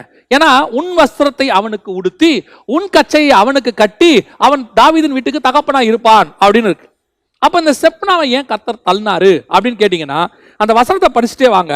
16வது வசனத்துல இருக்கு, உயர்ந்த ஸ்தலத்திலே தன் கல்லறையை வெட்டி கண்மலையிலே தனக்கு வாசஸ்தலத்தை தோண்டுகிறவனை போல நீ, நல்லா கவனிங்க, நீ உனக்கு இங்கே கல்லறையை வெட்டும்படி உனக்கு இங்கே என்ன இருக்கிறது, உனக்கு இங்கே யார் இருக்கிறார்கள்? இந்த செப்னாவை உயர்ந்த ஸ்தானத்துக்கு கர்த்தர் கொண்டு வரார், ஆசீர்வதிக்கிறார். ஆனா இந்த செப்னா என்ன பண்ணிடுறாரு, இந்த பூமியிலேயே இருக்க போகிறதை போல அநேக காரியங்களை, அடுத்த வசனம் பாருங்க, இதோ பலவான் ஒருவனை துரத்துகிற வண்ணமாய் கர்த்தர் உன்னை துரத்தி விட்டு நிச்சயமாக உன்னை மூடி போடுவார். அவர் உன்னை உருண்டையை போல அகலமும் விசாலமான தேசத்தில் சுழற்றி எரிந்து விடுவார். அங்கே நீ சாவாய். அங்கே உன் மகிமையின் ரதங்கள் உன் ஆண்டவனுடைய வீட்டுக்கு இகழ்ச்சியாய் இருக்கும். மகிமையின் ரதங்கள்லாம் வாங்கி வச்சிருக்கிறார். இங்கேயே இந்த உலகத்தை அவர் நேசிச்சு இந்த உலகத்துக்குள்ள எல்லாம் ஏன் பண்ணி பெரிய மேட்ல உயரமான கல்லறையை வாங்கி வெட்டி வச்சிருக்கிறாராம். எதுக்கு வெட்டி வச்சிருக்கிறாராம் தெரியுமா? நான் செத்தா எனக்கு அந்த கல்லறையில தான் வைக்கணும். கல்லறையை கூட கிராண்டா வச்சிருக்கிறாரு. இன்னைக்கும் அந்த மாதிரி ஆட்கள் இருக்கு தெரியுமா உங்களுக்கு? என்னைக்கோ சாவுமா சாவ மாட்டோமே தெரியாது, வருக வந்தா போயிருவோம் நம்ம எதிர்பார்த்துட்டு இருக்கிறோம். ஒரு கூட்டம் இப்பயே கல்லறைக்கெல்லாம் இடம் வாங்கி கட்டியெல்லாம் வச்ச ஆட்கள்லாம் இருக்கு. எனக்கு ஒருத்தர் தெரியும், அவரு ஒரு கல்லறை இடையில ஒரு கல்லறை தோட்டத்துல ஒரு இடத்த பக்கமா வாங்கி வச்சிருந்தார். அவர் சொன்னார், என்னைக்கு நான் செத்தாலும் என்னை அந்த இடத்துல தான் புதைக்க வேண்டும். இப்பவே ரெடி. இன்னைக்கு இருக்கிற ஒண்ணுமில்லாத நமக்கே இவ்வளவு இருந்திருக்குதுன்னா செப்னாவுக்கு எப்படி இருந்திருக்கு பாருங்க. உயர்ந்த மேட்ல கல்லறையை வாங்கி ரதங்களை வாங்கி, ஒரு ஃபைனான்ஸ் மினிஸ்டருங்க, அவரு ராஜா கூட இல்ல, ஃபைனான்ஸ் மினிஸ்டர். ஆண்டவர் சொல்றாரு, உனக்கு இங்கே என்ன இருக்கிறது? மெல்கிசேதேக்கின் முறைமையின்படி வாழுகிறவனுக்கு இந்த பூமியில் ஒன்றும் கிடையாது. இந்த பூமியில் அவனுக்கு ஒன்றும் மேன்மை கிடையாது. இந்த பூமியில அவன் தனக்கென்று ஒன்றும் சேர்க்கக்கூடாது. இதைத்தான் இயேசு திருப்பி திருப்பி திருப்பி சொல்றாரு, உனக்கு இங்கே என்ன இருக்கிறது? இப்ப நீங்க யோசிச்சு பாருங்க, இயேசு கிறிஸ்து இந்த மெல்கிசேதேக்கின் முறைமையில் வரும்போது அவர் நினைச்சிருந்தாருன்னா, லூக்கா எழுதின சுவிசேஷம் 8ஆம் அதிகாரத்துல ஆஸ்திகளால் அவருக்கு ஊழியம் பண்ணினார்கள் இருக்கு. 100க்கு அதிபதி சும்மாவா அனுப்பியிருப்பான்? வேலைக்காரனை சுகமாக்கி இருக்கிறாரு, சும்மாவா அனுப்பியிருப்பான்? எவ்வீரு பொண்ணை உயிரோடு கூட எழுப்பி இருக்கிறாரு, சும்மாவா அனுப்பியிருப்பான்? எத்தனை ஆயக்காரர்கள் வீட்டுக்கு கூப்பிட்டு உட்கார வச்சு சாப்பாடை போட்டு அவருக்கு அனுப்புறாங்க, சும்மாவா அனுப்பியிருப்பாங்க? எவ்வளவு ஆஃபரிங் கொடுத்துருப்பாங்க, எவ்வளவு கொடுத்துருப்பாங்க இயேசு கிறிஸ்து கிட்ட? ஒண்ணு கூட அவர்கிட்ட இல்லை பாருங்க. இயேசு நினைச்சிருந்தா என்ன பண்ணிருக்கலாம் யோசிச்சு பாருங்க. எருசலேம்ல அழகா ஒரு லேண்டை வாங்கி ஜீசஸ் மினிஸ்ட்ரிஸ் அப்படின்னு ஒரு பேரை போட்டு பக்காவா ஆரம்பிச்சு, பேதுருவை ட்ரெஷரராகவும் யோவான செக்ரட்டரியாகவும் யாக்கோப ஜாயின்ட் செக்ரட்டரியாகவும் போட்டு எவ்வளோ ஒரு வேலை பண்ணியிருக்கலாம். இதெல்லாம் செஞ்சா தப்பான்னு கேட்காதீங்க, நான் தப்புன்னு சொல்ல வரல, அவர் நினைச்சிருந்தா செஞ்சிருக்கலாம். ஆனால் மெல்கிசேதேக்கின் முறைமையின்படி வாழுகிற அவர் என்ன சொல்றாருன்னா, இப்பூமி சொந்தம் இல்லை, எனக்கு என்று எதுவும் இல்லை. திருப்பியும் சொல்றேன், நிறைய பேர் என்ன சொல்லுவாங்க தெரியுமா, அப்போ சபையெல்லாம் கட்டுற தப்பா? கர்த்தர் ஒண்ணு கட்ட சொல்லி, கர்த்தர் ஒண்ணு செய்ய சொல்லி நீங்க எதை செய்தாலும் அது தப்பே கிடையாதுங்க. இப்போ நோவா பேழை கட்ட சொல்றாரு, நோவா பேழை கட்டுறாரு. எதுக்குடா கட்டுற? உலகம் அழியுது அதனால நான் கட்ட போறேன். ஏன்பா உலகம் அழியுதுன்னு பிரசங்கம் பண்ற உனக்கு எதுக்கு பேலை? அதான் உலகம் அழிய போதே. இந்த கேள்வி கொஸ்டின் வரும் தானே. இப்போ வனாந்தரத்துல குடி இருக்கிறாங்க ஜனங்க, தேவ ஜனங்க, இஸ்ரவேலர்கள். அங்க என்ன பண்றாங்க? தங்கத்திலையும் ரத்தாம்பரத்திலையும் எல்லாத்தையும் சேர்த்து ஒரு ஆசாரிப்பு கூடாரம் கட்டுறாங்க. ஏன்பா நீங்களே பரதேசியா சுத்திக்கிட்டு இருக்கிறீங்க, நீங்களே சொல்றீங்க அந்நியரும் பரதேசியம்னு, உங்களுக்கு எதுக்கு அந்த கூடாரம்? இது கர்த்தர் கட்ட சொன்னாரு. கர்த்தர் உங்களை ஒரு திட்டம் கொடுத்து செய்ய சொல்லும் போது நீங்க செய்யுங்க, அதுல எந்த தப்புமே கிடையாது. If it's a God's will, he will provide also. அவர் கண்டிப்பாக அதை தந்து கட்ட சொல்வார். இங்க என்ன பிரச்சனை? அது இருந்தாலும் என்னுடைய இருதயம் அதன் மேல் இருக்காது. என்னுடைய இருதயம் எதுவும் இல்லை, நான் புறப்பட்டு போகிறேன், எனக்கு இந்த பூமியில ஒண்ணுமே கிடையாது. அந்த தாட் உன் மைண்ட்ல இருக்கணும், அந்த சிந்தனை நமக்கு இருக்கணும். கர்த்தர் உங்களுக்கு ஒரு ஸ்தலத்தை கொடுத்திருக்கிறாரா, சந்தோஷம். கர்த்தர் உங்களுடைய உண்மையை பார்த்து, உத்தமத்தை பார்த்து உங்களுக்கு ஒரு ஆசீர்வாதம் கொடுக்கிறாரு, ஒரு உயர்வை கொடுக்கிறாரு. அந்த உயர்வுல உட்காரும் போது உங்களுக்கு தெரியணும், இது அல்ல, இதை காட்டிலும் மேன்மையானது எனக்கு பரலோகத்தில் இருக்கிறது. ஒரு நாட்டையே கொடுக்கிறார் ஆபிரகாமுக்கு, கானான் தேசத்தையே. அந்த தேசத்துக்குள்ள வந்த பிறகு ஆபிரகாம் சொல்லுகிறாரு, அவர்கள் இதை அல்ல, தங்கள் சுய தேசத்தை நாடி போகிறார்கள். தங்களுக்கு என்ன நியமிக்கப்பட்டிருக்கிறது வேற ஒன்று இருக்கிறது, உன் சந்ததிக்கு தருவேன்னு அவர் தாங்க சொன்னாரு, அவர் தான் கொடுத்து இருக்கிறாரு. யாக்கோபு வரைக்கும் அங்க இருக்கிறாங்க, பார்க்கிறாரு, கண்ணால பார்க்கிறாரு ஆபிரகாம். ஆனாலும் அவர் சொல்றாரு எபிரேயர் 11:16, இதை காட்டிலும் மேன்மையான பரம தேசத்தை அவர்கள் நாடினார்கள். அதைத்தான் சொல்ல வரேன். நான் உடனே இப்படி சொன்ன உடனே எல்லாரும் என்ன நினைக்கிறாங்க, அப்ப இந்த பூமியில எதுவுமே வேண்டாமா? உங்களுக்கு கர்த்தர் இந்த வாழ்றதுக்கு என்ன கொடுக்குறோ அதை வச்சுக்கோங்க. ஆனாலும் அது அல்ல, அதை காட்டிலும் மேன்மையானது ஒன்று இன்னும் ஒன்று வரப்போகிறது. என் இருதயம் அதன் மேல இருக்கும். இது வாழ்றதுக்கான எனக்கு கர்த்தர் கொடுத்திருக்கிறாரு. இது என்ன ஆளக்கூடாது, நான் அதை ஆளணும். இந்த எனக்கு வாழ்றதுக்கு இந்த பூமியில கொடுக்குறாருல, அதை என்ன கண்ட்ரோல் பண்ணிடக்கூடாது. எனக்கு கர்த்தர் கொடுத்த வீடோ ஆஸ்தியோ சம்பாத்தியமோ எதுவுமே என்ன கண்ட்ரோல் பண்ணக்கூடாது. அது என் ஆளுகைக்கு கீழே இருக்கணும். என்னைக்கு வேணாலும் தூக்கி போட்டு போறதுக்கு நான் தயாராக இருக்கணும். அதுதான் தாட். இப்ப என்ன ஆயிடுச்சு, ஒரு உயரமான கண்மலையின் மேல போய் ஒரு கல்லறையை வெட்டி ரதங்களை வாங்கி, இப்ப ஆண்டவர் சொல்றாரு, நீ லைக் பண்ண மாட்ட, நீ இந்த பூமியில வாழ ஆசைப்படுறவன், இதை எடுத்து நான் யார் மேல போட போறேன், எலியாக்கீம் மேல போட போறேன். எலியாக்கீம் செலக்ட் பண்ணப்படுகிறார். இப்ப கர்த்தர் சொல்றார் எலியாக்கீமை பார்த்து, உன் கையிலே தாவீதின் திறவுகோலை நான் தருகிறேன், இதை வச்சுக்கோ. இப்ப இந்த எலியாக்கீம் பாருங்க, வம்சத்தின்படி லேவி கோத்திரம் ஆசாரியத்துவத்துக்குள்ள வராரு. அசரியா, அசரியாக்கிட்ட இருந்து இல்கியா, இல்கியால இருந்து எலியாக்கீம், இவங்க வராங்க அடுத்து. ஆனா இவர் என்ன வேலை பார்க்கறாரு அப்படின்னு பாத்தீங்கன்னு சொன்னா, பினான்ஸ் மினிஸ்டரா இருக்கிறாரு, ராஜ்யபாரத்துக்குள்ள இருக்கிறாரு. அந்த ரெண்டு வேலையும் அவர் என்ன பண்ணிருக்கணும், ஆசாரித்துவ வேலை தான் பார்த்துக்கணும். அங்க போய் அவர் என்ன பண்ணிருக்கணும், தாத்தாக்கு அப்புறம் அப்பா கிட்ட ஆசாரியமா படிச்சிருக்கணும். சாமுவேல் எப்படி ஏலிகிட்ட இருந்து படிச்சாரோ அந்த மாதிரி படிச்சிருக்கணும். ஆனா இவர் எங்க இருக்கிறாரு, ராஜ்யபாரத்தை படிச்சுக்கிட்டு இருக்கிறாரு. இவர் என்ன பண்றாரு, சனகரிப்போட தளபதி கிட்ட போய் பேசிக்கிட்டு இருக்கிறாரு. இவர் என்ன பண்றாரு, ரட்டு உடுத்திட்டு உட்கார்ந்து இருக்கிறார். தேசத்துக்கு ஒரு பிரச்சனை வரும்போது ரட்டு உடுத்தி அதை கிழிச்சுக்கிறார். இப்போ இந்த எலியாக்கீமை பார்த்து ஆண்டவர் சொல்றாரு, உன் கையில திறவுகோலை தரேன், ஏன் ராஜ்யபாரமும் ஆசாரித்துவம் சேர்ந்து வருகிற உன் கையில அதை நான் கொடுக்கிறேன். இப்ப நீ தாவீதின் திறவுகோலை பூமியில கொண்டு வா. உன் ஸ்தானத்துல யார் வருவா, இயேசு கிறிஸ்து வருவார். ஏன்னா இயேசு வந்து முடிக்கணும், அதான் ஃபினிஷ். தாவீது ஸ்டார்டிங், இயேசு முடிக்கணும், அங்க வருவார். ஆனா நடந்தது என்ன தெரியுமா, இந்த எலியாக்கீம் அதை இழந்து போனார். எப்படி இழந்து போனார், அதுக்கு என்ன காரணம், கீழே வசனம் சொல்லுது 24-25 ஏசாயா புஸ்தகம். அதன் மேல் அவன் தகப்பன் வம்சத்தாராகிய புத்திரர் பௌத்திரருடைய மகிமை அனைத்தையும் சிறிதும் பெரிதுமான சகல பாத்திரங்களையும் தூக்கி வைப்பார்கள். உறுதியான இடத்தில் கடாவப்பட்டிருந்த அந்த ஆணியிலே அந்நாளிலே பிடுங்கப்பட்டு முறிந்து விழும். அப்பொழுது அதன் மேல் தொங்கின பாரம் அருந்து விழும் என்று சேனைகளின் கர்த்தர் உரைக்கிறார். கர்த்தரே இதை உரைக்கிறார் என்று சொல் என்றார். இந்த இடத்துல எலியாக்கீமை பத்தி என்ன சொல்லப்பட்டிருக்கு, உறுதியான இடத்திலே கடாவப்பட்ட ஆணி. எந்த உறுதியான இடம், கிறிஸ்து. கிறிஸ்துவின் மேல் கட்டப்பட்ட ஒரு ஆணி மாதிரி அடிக்கப்பட்ட உறுதியான இடம், அவர் தான் உறுதி. ஆனா இந்த ஆணி மேல அவங்களுடைய சகோதரர்கள், அவனுடைய தகப்பன் வீட்டார் எல்லாம் சேர்ந்து என்ன பண்ணாங்களாம், பாரத்தை தூக்கி மாட்டிக்கிட்டே இருக்கிறாங்க. பாரம் மாட்ட மாட்ட மாட்ட நல்ல ஸ்தானத்துல, உறுதியான ஸ்தானத்துல அடிக்கப்பட்ட இந்த ஆணி ஒரு நாள் முறிந்து விழுந்தது.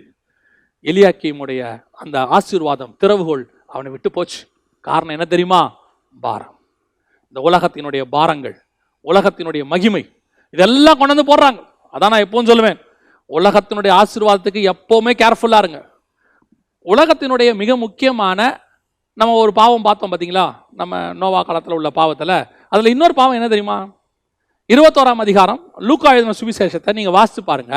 அங்கே சொல்கிற ஒரு பாவத்தில் ஒன்று, நோவா காலத்தில் இருந்த பாவமாக சொல்லப்பட்ட ஒரு காரியம் என்ன அப்படின்னு பார்த்தீங்கன்னு சொன்னால், லூக்கா எழுதின சுவிசேஷம் 21ஆம் அதிகாரம் 34வது வசனம். உங்கள் இருதயங்கள் பெருந்திண்டியினாலும் வெறியினாலும் லௌகீக கவலைகளினாலும் பாரம் அடையாதபடிக்கு. இந்த உலகத்தினுடைய பாரம் இருக்குது, இந்த பாரம் கர்த்தர் உங்களுக்கு வச்ச அழைப்பை விட்டு உங்களை வழிவிலக போக பண்ணும். கர்த்தர் உங்களுக்கு நியமிச்சிருக்கிற ஆவிக்குரிய ஆசீர்வாதத்திலிருந்து உங்களை வழிவிலகி போக பண்ணும். நம்ம என்ன நினைக்கிறோம்னா, பாவம் என்பது என்ன, கண்களின் இச்சை, ஜீவனத்தின் பெருமை, மாம்சத்தின் இச்சை, இதான் பாவம் நினைக்கிறோம். இது ஒரு வகை நம்ம விழுந்து போறதுக்கு. இந்த மாதிரி நிறைய வகை இருக்கு. இன்னொரு வகை இருக்கு புகழ்ச்சி, இன்னொரு வகை இருக்கு ஆசீர்வாதம். நான் சொல்லுவேன், இல்லாமையில ஆண்டவர் விட்டு தூரம் போனவங்களை விட ஆசீர்வாதத்தில் தூரம் போனவங்க தான் ஜாஸ்தி. தாவீதுக்கும் சாலமோனுக்கும் அதான் வித்தியாசம். இதுல இன்னொரு வகை இருக்கு, என்ன தெரியுமா, அதான் லௌகீக கவலை, உலக பாரம்.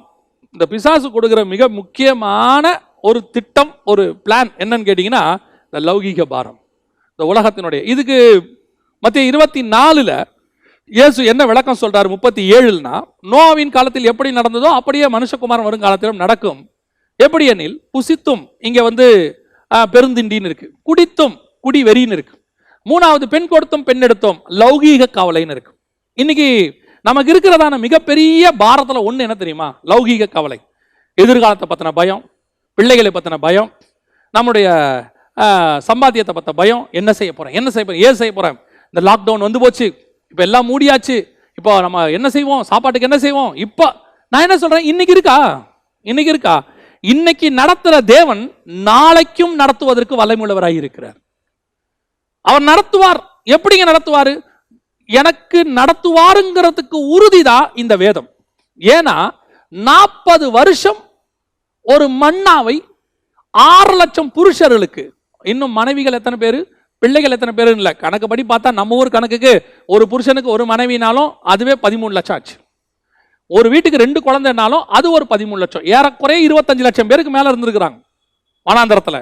25 லட்சம் பேருக்கும் 40 நாளைக்கு தேவையான சாப்பாடு, 40 வருஷத்துக்கு தேவையான சாப்பாடு போஷிச்சுக்கிட்டே இருக்கிறாரு.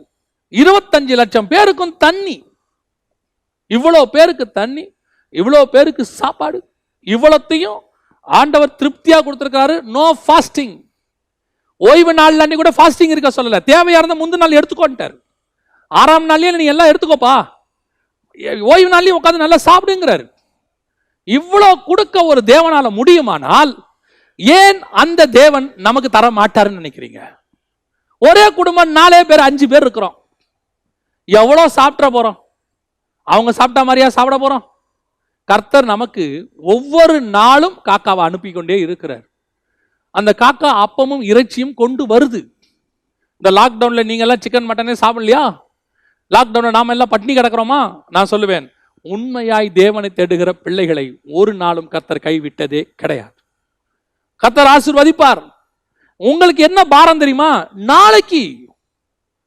நாளைய தினத்தை குறித்து கவலைப்படாதிருங்கள். கொஞ்சம் பேர் என்ன சொல்றாங்க, நாளைய தினத்தை பத்தி கவலைப்படாதன்னா அப்ப பிள்ளைகளுக்கு நான் வீட்டில் ஒருத்தர் என்ன கேட்டாங்க, நாளைய தினத்தை குறித்து கவலைப்படாதன்றீங்களே, அப்ப நீங்க இன்னைக்கு நாளைக்கு தோசை வேணும்னா இன்னைக்கு மாவாட்ட மாட்டீங்களா? நான் என்ன சொல்றேன், அரிசி இருந்தா ஆட்டுங்க, இல்லைன்னா ஆட்டாம விட்டுருங்கன்ற. ஐயோ அரிசி இல்லையே, நான் மாவாட்டவில்லையே, நான் மாவுக்கு என்ன செய்வேன்? அது வேணாங்கிறேன். ஏன்? நீ அரிசி இருந்தா மாவு ஆட்டுங்க, இல்லைன்னா ஆண்டவர் தோசையை கொடுத்து ஆள் அனுப்புவாருங்கிற. செய்வார். ஏன்னா எலியாவுக்கு ரா மெட்டீரியலை கொடுத்துட்டு சமைச்சுக்கோ எலியான்னு சொல்லல ஆண்டவர். ஆண்டவர் எலியா கிட்ட கொண்டு மார்னிங்லேயே உனக்கு ஃப்ரெஷ் மட்டன் கொடுத்துட்றேன்பா, நீ இந்த சுள்ளி எல்லாம் பொறுக்கி சூடாக்கி சுட்டு சாப்பிடுன்னு சொல்ல. நல்ல சமைச்ச மட்டனும் நல்ல அப்பமும் வந்துச்சு. தூதன் கொண்டு வந்து சாப்பாடு கொடுக்கும்போது என்ன சொல்லிருக்கான், எலியா ஏந்திரு, இந்த பிசைஞ்ச மாவு இருக்கு பாரு, தட்டி கிட்டி போட்டு இங்க சூடு பண்ணி சாப்பிட. இல்ல, தழலில் சுடப்பட்ட அடை, ப்ரிப்பேர்ட் ஃபுட். இதுதாங்க நம்முடைய ஆண்டவர். இதான் நம்ம ஆண்டவர். நாளைக்கு நடக்க போறதுக்கு இன்னைக்கு நாம ப்ரிப்பேர் பண்ணுவோம். அவர் உலக தோற்றத்துக்கு முன்பதாகவே ப்ரிப்பேர் பண்ணிட்டார். Already prepare everything. பாரம், இன்னைக்கு பாரம், எத்தனையோ உறுதியான ஆணிகளை இந்த பாரம் முறித்து போட்டிருக்கு தெரியுமா? எத்தனையோ விசுவாச வாழ்க்கை வாழ்ந்தவங்க எல்லாம் பயம். 2 பிள்ளை 3 பிள்ளை, இவங்க எதிர்காலத்துக்கு என்ன பண்ணுவேன், அந்த பிள்ளைகளோட எதிர்காலத்துக்கு அதை சேர்க்கணும் இதை சேர்க்கணும். அதனாலேயே தங்கள் ஊழியங்களை இழந்தவர்கள் எத்தனையோ பேர். பிள்ளைகளுடைய எதிர்காலத்தை நினைச்சு அவங்களுக்கு ஏதாவது செய்யணுமே ஆசைப்பட்டு தங்களுடைய விசுவாச வாழ்க்கையை இழந்து, நல்ல பேரை இழந்து, தங்களுக்கு உண்டான எல்லாவற்றையும் இழந்து இன்னைக்கு மூளையில உட்கார்ந்து இருக்கிறவங்க எத்தனையோ பேர். நல்லா தெரிஞ்சுக்கொள்ளுங்க, இந்த ஆணி பாரம் இல்லாததாக இருக்க வேண்டும். அதான் ஆண்டவர் சொல்றாரு, பவுல் சொல்றாரு, பாரமான யாவற்றையும் உதறி தள்ளிவிட்டு, நெருங்கி வருகிற பாவங்கள் எல்லாத்தையும் தள்ளிவிடு, எல்லா பாரத்தையும் தள்ளுங்க. எதை பத்தியுமே கவலைப்படாதுங்க, ஒன்றை குறித்து கவலைப்படாதுங்க. அது எப்படிங்க இருக்க முடியும்? முடியும். என் வாழ்க்கையிலிருந்து நான் உங்களுக்கு சாட்சியா சொல்றேன். என்னுடைய பிள்ளை சிறு பிள்ளையா இருக்கும் போது ஒரு மனிதர் என்னிடத்தில் விதமாய் சொன்னார், நீ பெண் பிள்ளையை வச்சிருக்க, ரொம்ப கேர்ஃபுல்லா இருக்கணும், இப்பவே உங்க ஊழியத்தில் வரதுல ஒரு பங்கை எடுத்து வச்சிரு, நீ அந்த நாளைக்கு அந்த பிள்ளைக்கு ஒரு நல்ல காரியம் நடக்கும் போது அது யூஸ்ஃபுல்லா இருக்கும் அப்படின்னு சொன்னார். அப்ப என் கூட இருந்த ஒரு சிலரும் அவருக்கு ஆமோதிக்கிறது போல, அவர் சொல்றது சரிதாங்க, அவர் அனுபவத்துல இருந்து சொல்றாரு, அதனால நீங்க என்ன செய்யுங்க, ஒரு பார்ட் எடுத்து வைங்க அப்படின்னா. எனக்கு ஆவியானவர் அவங்க கிட்ட ஒரு கேள்விதான் கேட்க சொன்னார். நான் ஒரே ஒரு கேள்வி கேட்டேன், எடுத்து வைங்க சேர்த்து வைங்க அப்படின்னு புதிய ஏற்பாட்டில் இயேசு சொன்னதாக ஒரே ஒரு வசனம் காட்டுங்க, நான் இன்னிலிருந்து சேர்க்க தொடங்கிடுறேன். ஆனா சேர்த்து வைக்காதீங்கன்னு சொல்றதுக்கு நான் உங்களுக்கு 2 வசனம் கொடுக்குறேன் அப்படின்னு சொன்னேன். உடனே அவங்க, அதெல்லாம் சரிதான் பிரதர், நாளைக்கு ஒரு கஷ்டம் வரும்போது நீங்க இதை நினைச்சு பார்ப்பீங்க. நான் சொல்றேன், இன்னைக்கும் அதுக்கப்புறம் அவங்க சொல்லி 15 வருஷம் ஆயிடுச்சு. அன்னைக்கு என் தேவை வேறு, இன்னைக்கு என் தேவை வேறு. அன்னைக்கு ஊழியத்தை விட இன்னைக்கு ஊழியத்தை ஆண்டவர் எக்ஸ்பேண்ட் பண்ணி இருக்கிறார். அன்னைய விட இன்னைக்கு எக்ஸ்பெண்டிச்சர் ஜாஸ்தி, விலைவாசி ஏறி இருக்கு, எல்லாம் இருக்கு. ஆனா ஒரு உண்மை தெரியுமா? அன்னைக்கு இருந்த தேவன் இன்னைக்கும் இருக்கிறார். அவர் நேற்றும் இன்றும் என்றும் மாறாதவராய் இருக்கிறார். அன்னைக்கு நடத்துற தேவன் இன்னைக்கு நடத்துறாரு. அன்னைக்கு ஸ்கூல் ஃபீஸ் கட்ட வச்சாரு, இன்னைக்கு காலேஜ் ஃபீஸ் கட்ட வைக்கிறாரு. அவ்வளவுதான் டிஃபரன்ஸ். அது ஸ்கூல் ஃபீஸா இருக்கட்டும், காலேஜ் ஃபீஸா இருக்கட்டும், கட்டுறது கர்த்தர், அழைத்தவர் உண்மை உள்ளவர். நாளைக்கு இதை விட பெரிய தேவை வந்தாலும் கொடுப்பதற்கு அவர் வல்லமை உள்ளவராய் இருக்கிறார். எனக்கு எப்பவுமே ஆண்டவர் சொல்லி கொடுத்தது ஒண்ணுதான், என்ன தெரியுமா? இந்த பூமியில உண்டாக்குன எல்லா பொருளையும் கர்த்தர் மனுஷனுக்கு இலவசமாய் கொடுத்தார். கர்த்தர் ஆதாம் கிட்ட கொடுக்கும்போது இலவசமா தான் கொடுத்தார். இந்த பூமியில இருக்கிற சாப்பாட்டுல இருந்து, மரம் செடி கொடியில இருந்து, இதுல இருந்து தயாரிக்கிற பொருள் எல்லாமே ஃப்ரீ. இதுக்கு விலைன்னு வச்சது பிசாசு.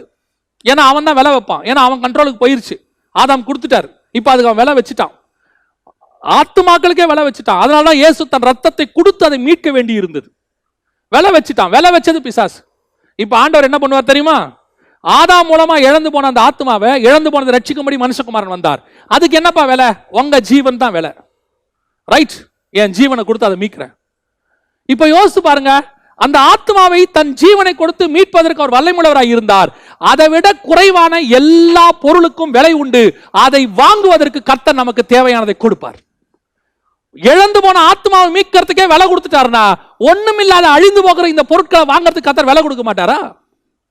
அதான் சொல்றேன், ஆண்டவரை பொறுத்த வரைக்கும் அது பொருள், உலகத்தை பொறுத்த வரைக்கும் அது விலை. இப்ப நாம ஆண்டவர் பார்க்கிற பார்வையில பார்க்கணும், எனக்கு அந்த பொருள் தான் தேவை. அது என்ன விலை, அதை பத்தி எனக்கு கவலை கிடையாது. என் தகப்பன் எனக்கு அதை வாங்கி கொடுப்பார். அது எனக்கு தேவைன்னா என் தகப்பன் எனக்கு வாங்கி கொடுப்பார். அதை நீங்க 5 ரூபான்னு வச்சுக்கோங்க, 50,000 வச்சுக்கோங்க, 5 லட்சம்னு வச்சுக்கோங்க, டோன்ட் பாதர். நமக்கு அது தேவையா? நீங்க அதோட விலையை பார்த்து பிரமிக்காதீங்க. உடனே நம்ம அப்படி வாங்க, அது நமக்கு தேவை, அவ்வளவுதான். ஊழியத்துக்கு தேவையா, ஆவிக்குரிய வாழ்க்கைக்கு தேவையா, குடும்பத்துக்கு தேவையா, கர்த்தர்கிட்ட கேளுங்க, ஆண்டவரே இது தேவைப்படுது, உமக்கு சித்தமான கொடுங்கன்னு. அது உங்க வீட்டு வாசல்ல வந்து நிற்கும். எதிர்பாராத விதமா நிற்கும். இல்ல அதை வாங்கறதுக்கான மொத்த விலையும் கர்த்தர் கொடுத்து வாங்க வைப்பார் நம்மள. நான் தான் சொல்ல வரேன், பாரம் அடையாதீங்க, லௌகிக கவலையில போட்டு நெருக்காதீங்க. இந்த பாரம் தான் உங்களை எப்படி ஆக்குது தெரியுமா? டிப்ரெஷன். ஐயோ, ஒருத்தர் என்கிட்ட சொன்னாரு, என் பிள்ளைக்கு 100 சவரன் போட்டு கல்யாணம் பண்ணி கொடுக்கணும். அப்படியா அப்படின்னு கேட்டேன். ஆமா, நான் அதுக்கு இருந்தே இப்பயே சேர்க்க ஆரம்பிச்சிருக்கிறேன், ஒரு சீட்டு போட்டிருக்கிறேன், மாசம் மாசம் இவ்வளவு கட்டுறேன், ஒரு வருஷம் முடியும் போது இவ்வளவு வரும் அப்படின்னு. நான் கேட்டுக்கிட்டே இருந்துட்டு, உங்க பிள்ளை இப்ப என்ன படிக்குதுன்னு கேட்டேன். இப்பதான் எல்கேஜி சேர்த்திருக்கிறேன்னு சொன்னார். எனக்கு ஆச்சரியமா போச்சு. அந்த பிள்ளைக்கு கல்யாணம் ஆகிற வரைக்கும் அந்த ஆள் சமாதானமா வாழவே மாட்டார். எனக்கு தெரிஞ்சு அந்த கல்யாணம் வரத்துக்குள்ள, அதாவது இன்னும் 20 வருஷம் இருக்கு, கல்யாணம் வரத்துக்குள்ள அவர் பிபி சுகர் மொத்தம் வந்துடும் அவருக்கு. ஏன்னா இப்பவே அவர் என்ன பண்றாரு, அந்த ரேஞ்சில் தான் போயிட்டு இருக்கிறாரு. அதுதான் நான் சொல்ல வரேன், பாரமே அடையாதீங்க. இன்னைக்கு உங்களுக்கு குழந்தைய என்னைக்கு முதல்ல உன் தாயினுடைய கருவில, உன் மனைவியின் கருவில கொடுத்த ஆண்டவர் குழந்தை உண்டாயிருக்குன்னு சொன்னாரோ, அந்த நிமிஷமே அந்த பிள்ளையோட முடிவு காலம் வரைக்கும் ஆண்டவர் ரெடி பண்ணிட்டார். அதை பத்தி கவலையே பட வேண்டாம். நம்ம பாட்டு நம்ம வேலையை செஞ்சுட்டே இருக்கணும். இந்த எலியாக்கீமுடைய விஷயம் என்ன தெரியுமா? பாரம் தூக்கி மாட்டினாங்க ஆணியில. ஒரு நாள் அந்த ஆணியே அது முறிச்சிருச்சு. அது இருந்தது உறுதியான இடம் தான், இருக்கிறது இயேசு கிறிஸ்துக்குள்ளதான், படிக்கிறது பைபிள் தான், சொல்றதெல்லாம் இயேசுவே ரட்சியம் தான். ஆனா உள்ளுக்குள்ள என்ன இருக்கு? பெரிய பாரம் இருக்கு. ஆணி மேல தொங்கிக்கிட்டு இருக்கு, உள்ள எல்லாம் பாரத்தை பிடிச்சி தொங்கிட்டு இருக்கு. என்ன செய்ய போறேன்? எது நிறைய பேரோட பிரச்சனை தெரியுமா? நாளைக்கு ஊழியத்துக்கு என்ன செய்ய போறோம்? அந்த ஊழியத்துக்கு இப்படி ஒன்று செய்யணும், அப்படி செய்யணும். ஊழியத்தை செய்ய சொன்ன ஆண்டவர் ஊழியத்தின் தேவைகளையும் சந்திக்க வல்லமையுள்ளவராக இருக்கிறார். ஒரு நாளும் ஊழியத்தை கடன் வாங்கி செய்யன்னு கர்த்தர் சொல்லவே மாட்டார். அப்படி கடன் வாங்கி செய்யன்னு கர்த்தர் சொன்னா அது கர்த்தர் சொன்னது கிடையாது. ஏன் தெரியுமா? கர்த்தர் ஒரு திட்டத்தை கொடுத்தா அதுக்கான தேவைகளை சந்திப்பதற்கு ஆண்டவர் வல்லமையுள்ளவராக இருக்கிறார். அந்த திட்டத்தை கொடுக்கறதுக்கு முன்னாடியே தேவைகள் எல்லாம் ரெடியா இருக்கும். அதனது காலத்துல நேர்த்தியா வந்து சேரும். நீங்களோ சும்மா இருப்பீர்கள். கர்த்தர் உங்களுக்காக யுத்தம் பண்ணுவார். நான் என் வாழ்க்கையினுடைய அனுபவத்திலிருந்து தான் சொல்றேன். நான் ஊழியத்துக்கு வெளியே பிஸியா ஒவ்வொரு வாரமும் போய்கிட்டு இருந்த காலத்திலையும் சரி, இந்த 4-5 மாசமா வீட்டுக்குள்ள உட்கார்ந்து இருக்கிற காலத்திலையும் சொல்லுவேன், அன்னைக்கு ஜீவனோடு கூட இருந்த ஆண்டவர் இன்னைக்கும் ஜீவனோடு கூடவே இருக்கிறார். அன்னைக்கு எனக்கு ஆண்டவர் நடத்தின விதத்தை விட இன்னைக்கு இன்னும் பத்திரமா நடத்துறாரு. ஏன் தெரியுமா? அன்னைக்கு கொஞ்சம் ஆக்டிவா ஓடி இருந்தோமா, இப்போ நாம சும்மா உட்காந்துருக்கும் போது நமக்கு டிப்ரெஷன் வந்துடக்கூடாது பாருங்க. சில நேரத்தில் பார்த்தீங்கன்னா கொஞ்சம் சோகமா இருக்கும் போது அம்மா என்ன பண்ணுவாங்கன்னா அப்படி தலையை தடவை கொடுத்து எக்ஸ்ட்ரா கேர் எடுப்பாங்க. எக்ஸ்ட்ரா கேர் எடுத்து நீ எல்லாம் கவலைப்படாத, ஒன்றும் பிரச்சனை இல்லடா, இதெல்லாம் சரியாயிரும் அப்படின்னு சொல்லுவாங்க கூட உட்காந்து. தகப்பன் அப்படி செய்வார். நம்ம தகப்பன் அப்படித்தான். நல்லா ஓடின காலத்தை நம்ம ஓடும் போது நமக்கு வந்து ஒரு நம்மள அறியாமலே நமக்கு ஒரு விசுவாசம் இருக்கும். இந்த மீட்டிங் இருக்கு, இப்படி இருக்கு, போறோம். இப்போ மொத்த மீட்டிங்கும் கேன்சல். 4 மாசம் 5 மாசம் மீட்டிங் மொத்தம் கேன்சல். சடனா டோர் க்ளோஸ், லாக்டவுன். என்ன பண்ண போறோம்? அப்படி பக்கத்துல உட்காந்து தடவை கொடுப்பேன். கவலைப்படாதா, அன்னைக்கு இருந்ததை விட இன்னைக்கு நான் உன் கூடவே இருப்பேன். அன்னைக்கு அது கரம் பிடிச்சு தூக்கிட்டு போனா இன்னைக்கு தோல் மேல தூக்கிட்டு வரவா. அன்னைக்கு இருந்ததை விட இன்னைக்கு இன்னும் நல்லா இருப்பேன். பார்க்கிறேன் 5 மாசமா அன்று இருந்ததை விட கர்த்தர் இன்று என்னை பலமாக நடத்தி கொண்டிருக்கிறார், சந்தோஷமா நடத்தி வச்சிருக்கிறார். அப்பத்தை விட நான் இன்னும் சந்தோஷமாக இருக்கிறேன். காரணம், என் தகப்பன் யார் என்று நான் அறிந்திருக்கிறேன். நான் விசுவாசிக்கிறவர் இன்னார் என்று அறிந்திருக்கிறேன். பாரப்படவே படாதீங்க, எதை பத்தியும் பாரப்படாதீங்க. அந்தந்த நாளுக்குரிய பாடுகள் போதும்னு வசனம் சொல்லுது. நாளைய தினத்தை பத்தி கவலையே வேண்டாம். ஏங்க 12 பசங்களை வச்சிருந்த யாக்கோபே கவலைப்படல, 2 பசங்களை வச்சிருக்கிற நீங்க ஏங்க கவலைப்படணும்? அதுக்கே அவன் கவலைப்படல. இன்னைக்கு 2 பசங்க 3 பசங்களை வச்சுட்டு இவங்க எதிர்காலம் என்னவாகுமோ? ஒன்னும் ஆகாது. உங்களையும் என்னையும் கொண்டு வந்த ஆண்டவர் அவர்களையும் கொண்டு போக வல்லமை உள்ளவராக இருக்கிறார். அதான் அழகா சங்கீதக்காரன் சொல்றான், நான் இளம் வயது உள்ளவனாக இருந்தேன், முதிர் வயது உள்ளவனா நானேன், இதுவரைக்கும் நீதிமானின் சந்ததி அப்பத்துக்கு இறைஞ்சினதை நான் பார்த்ததே கிடையாது. ஆகவே நம்முடைய தேவனாகிய கர்த்தர் நம்மை நடத்த வல்லமை உள்ளவராக இருக்கிறார். பாரம் மட்டும் அடையாதீங்க. இப்போ எலியாவின் கிட்ட இருந்து அந்த திறவுகோல் வாங்கப்பட்டு விட்டது. கடைசியா இயேசு கிறிஸ்து கிட்ட வந்திருக்குது. இந்த இயேசு கிறிஸ்து இப்போ அப்படியே அதே மெல்கிசேதேக்கின் முறைமையில தான் வராரு, தாவீதின் வம்சத்துல தான் வராரு. இப்போ இந்த திறவுகோலை இவர் கைக்கு வந்துருச்சுன்னு வசனம் சொல்லுது. வெளிப்படுத்தின விசேஷம் 3ஆம் அதிகாரம் 7வது வசனத்தை வாசிக்கும் போது, தாவீதின் திறவுகோலை உடையவர் சொல்லுகிறதாவது. இப்போ இவர்கிட்ட என்ன பிரச்சனை? இந்த 3 பேர் இந்த திறவுகோலை இழந்தாங்க பாருங்க. சாலமோன், செப்னா, எலியாக்கிம். இந்த 3 பேரும் 3 ரீசனுக்காக இழந்தாங்க. ஒன்று, அவன் அந்நியர்களோடு கூட கலந்தான், உலகத்தோடு கூட கலந்தல். 2வது, செப்னாவுக்கு இந்த உலகத்தின் மேல பற்று, பாரம், பெருமை. இந்த உலகத்துல பெரிய கண்மலை மேல கட்டப்பட்ட கல்லறை நான் தான் மினிஸ்ட்ரியில, ஆவிக்குரிய வாழ்க்கையில நாங்க இப்படி, என்னுடைய படிப்பு, என்னுடைய அந்தஸ்து, என் குடும்பத்திலேயே நான் தான் நல்ல வேலை, எனக்கு தான் கர்த்தர் வெளிநாட்டில் வேலை கொடுத்து எனக்கு மாசம் லட்சக்கணக்கில் சம்பாதிக்க, இந்த பெருமை இருக்குல்ல தலைமையில. அதான் செப்னா. ஆண்டவர் சொல்றாரு, நீ லாய்க்கப்பட மாட்டேன். இப்ப இயேசு கிறிஸ்து யோசிச்சு பாருங்க, அந்நியர்களோட பிசாசு வந்து சோதிக்கிறான், சாலமோனை சோதிச்சா மாதிரி அவனை ஜெயிக்கிறாரு. 2வது, இயேசு கிறிஸ்து கிட்ட எல்லாவற்றையும் பிதா கொடுத்தாராம். ஆனா வசனம் சொல்லுது, அவர் அதை கொள்ளையாடின பொருளாய் எண்ணாதபடிக்கு, பிலிப்பியர்கள் நிருபத்தில் நம்ம வாசிக்கிறோம், கொள்ளையாடின பொருளாய் எண்ணாதபடிக்கு தன்னை முடிவு பரியந்தம் தாழ்த்தினார்.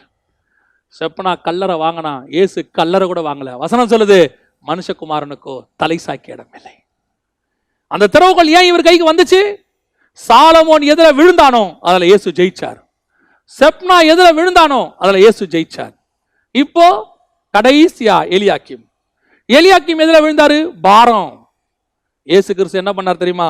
மொத்த பாரத்தையும் தூக்கிட்டாரு, மொத்த பாரத்தையும் தூக்கிட்டாரு. அந்த பாரம் தாங்காமல் அது முறிந்து விழுந்தது.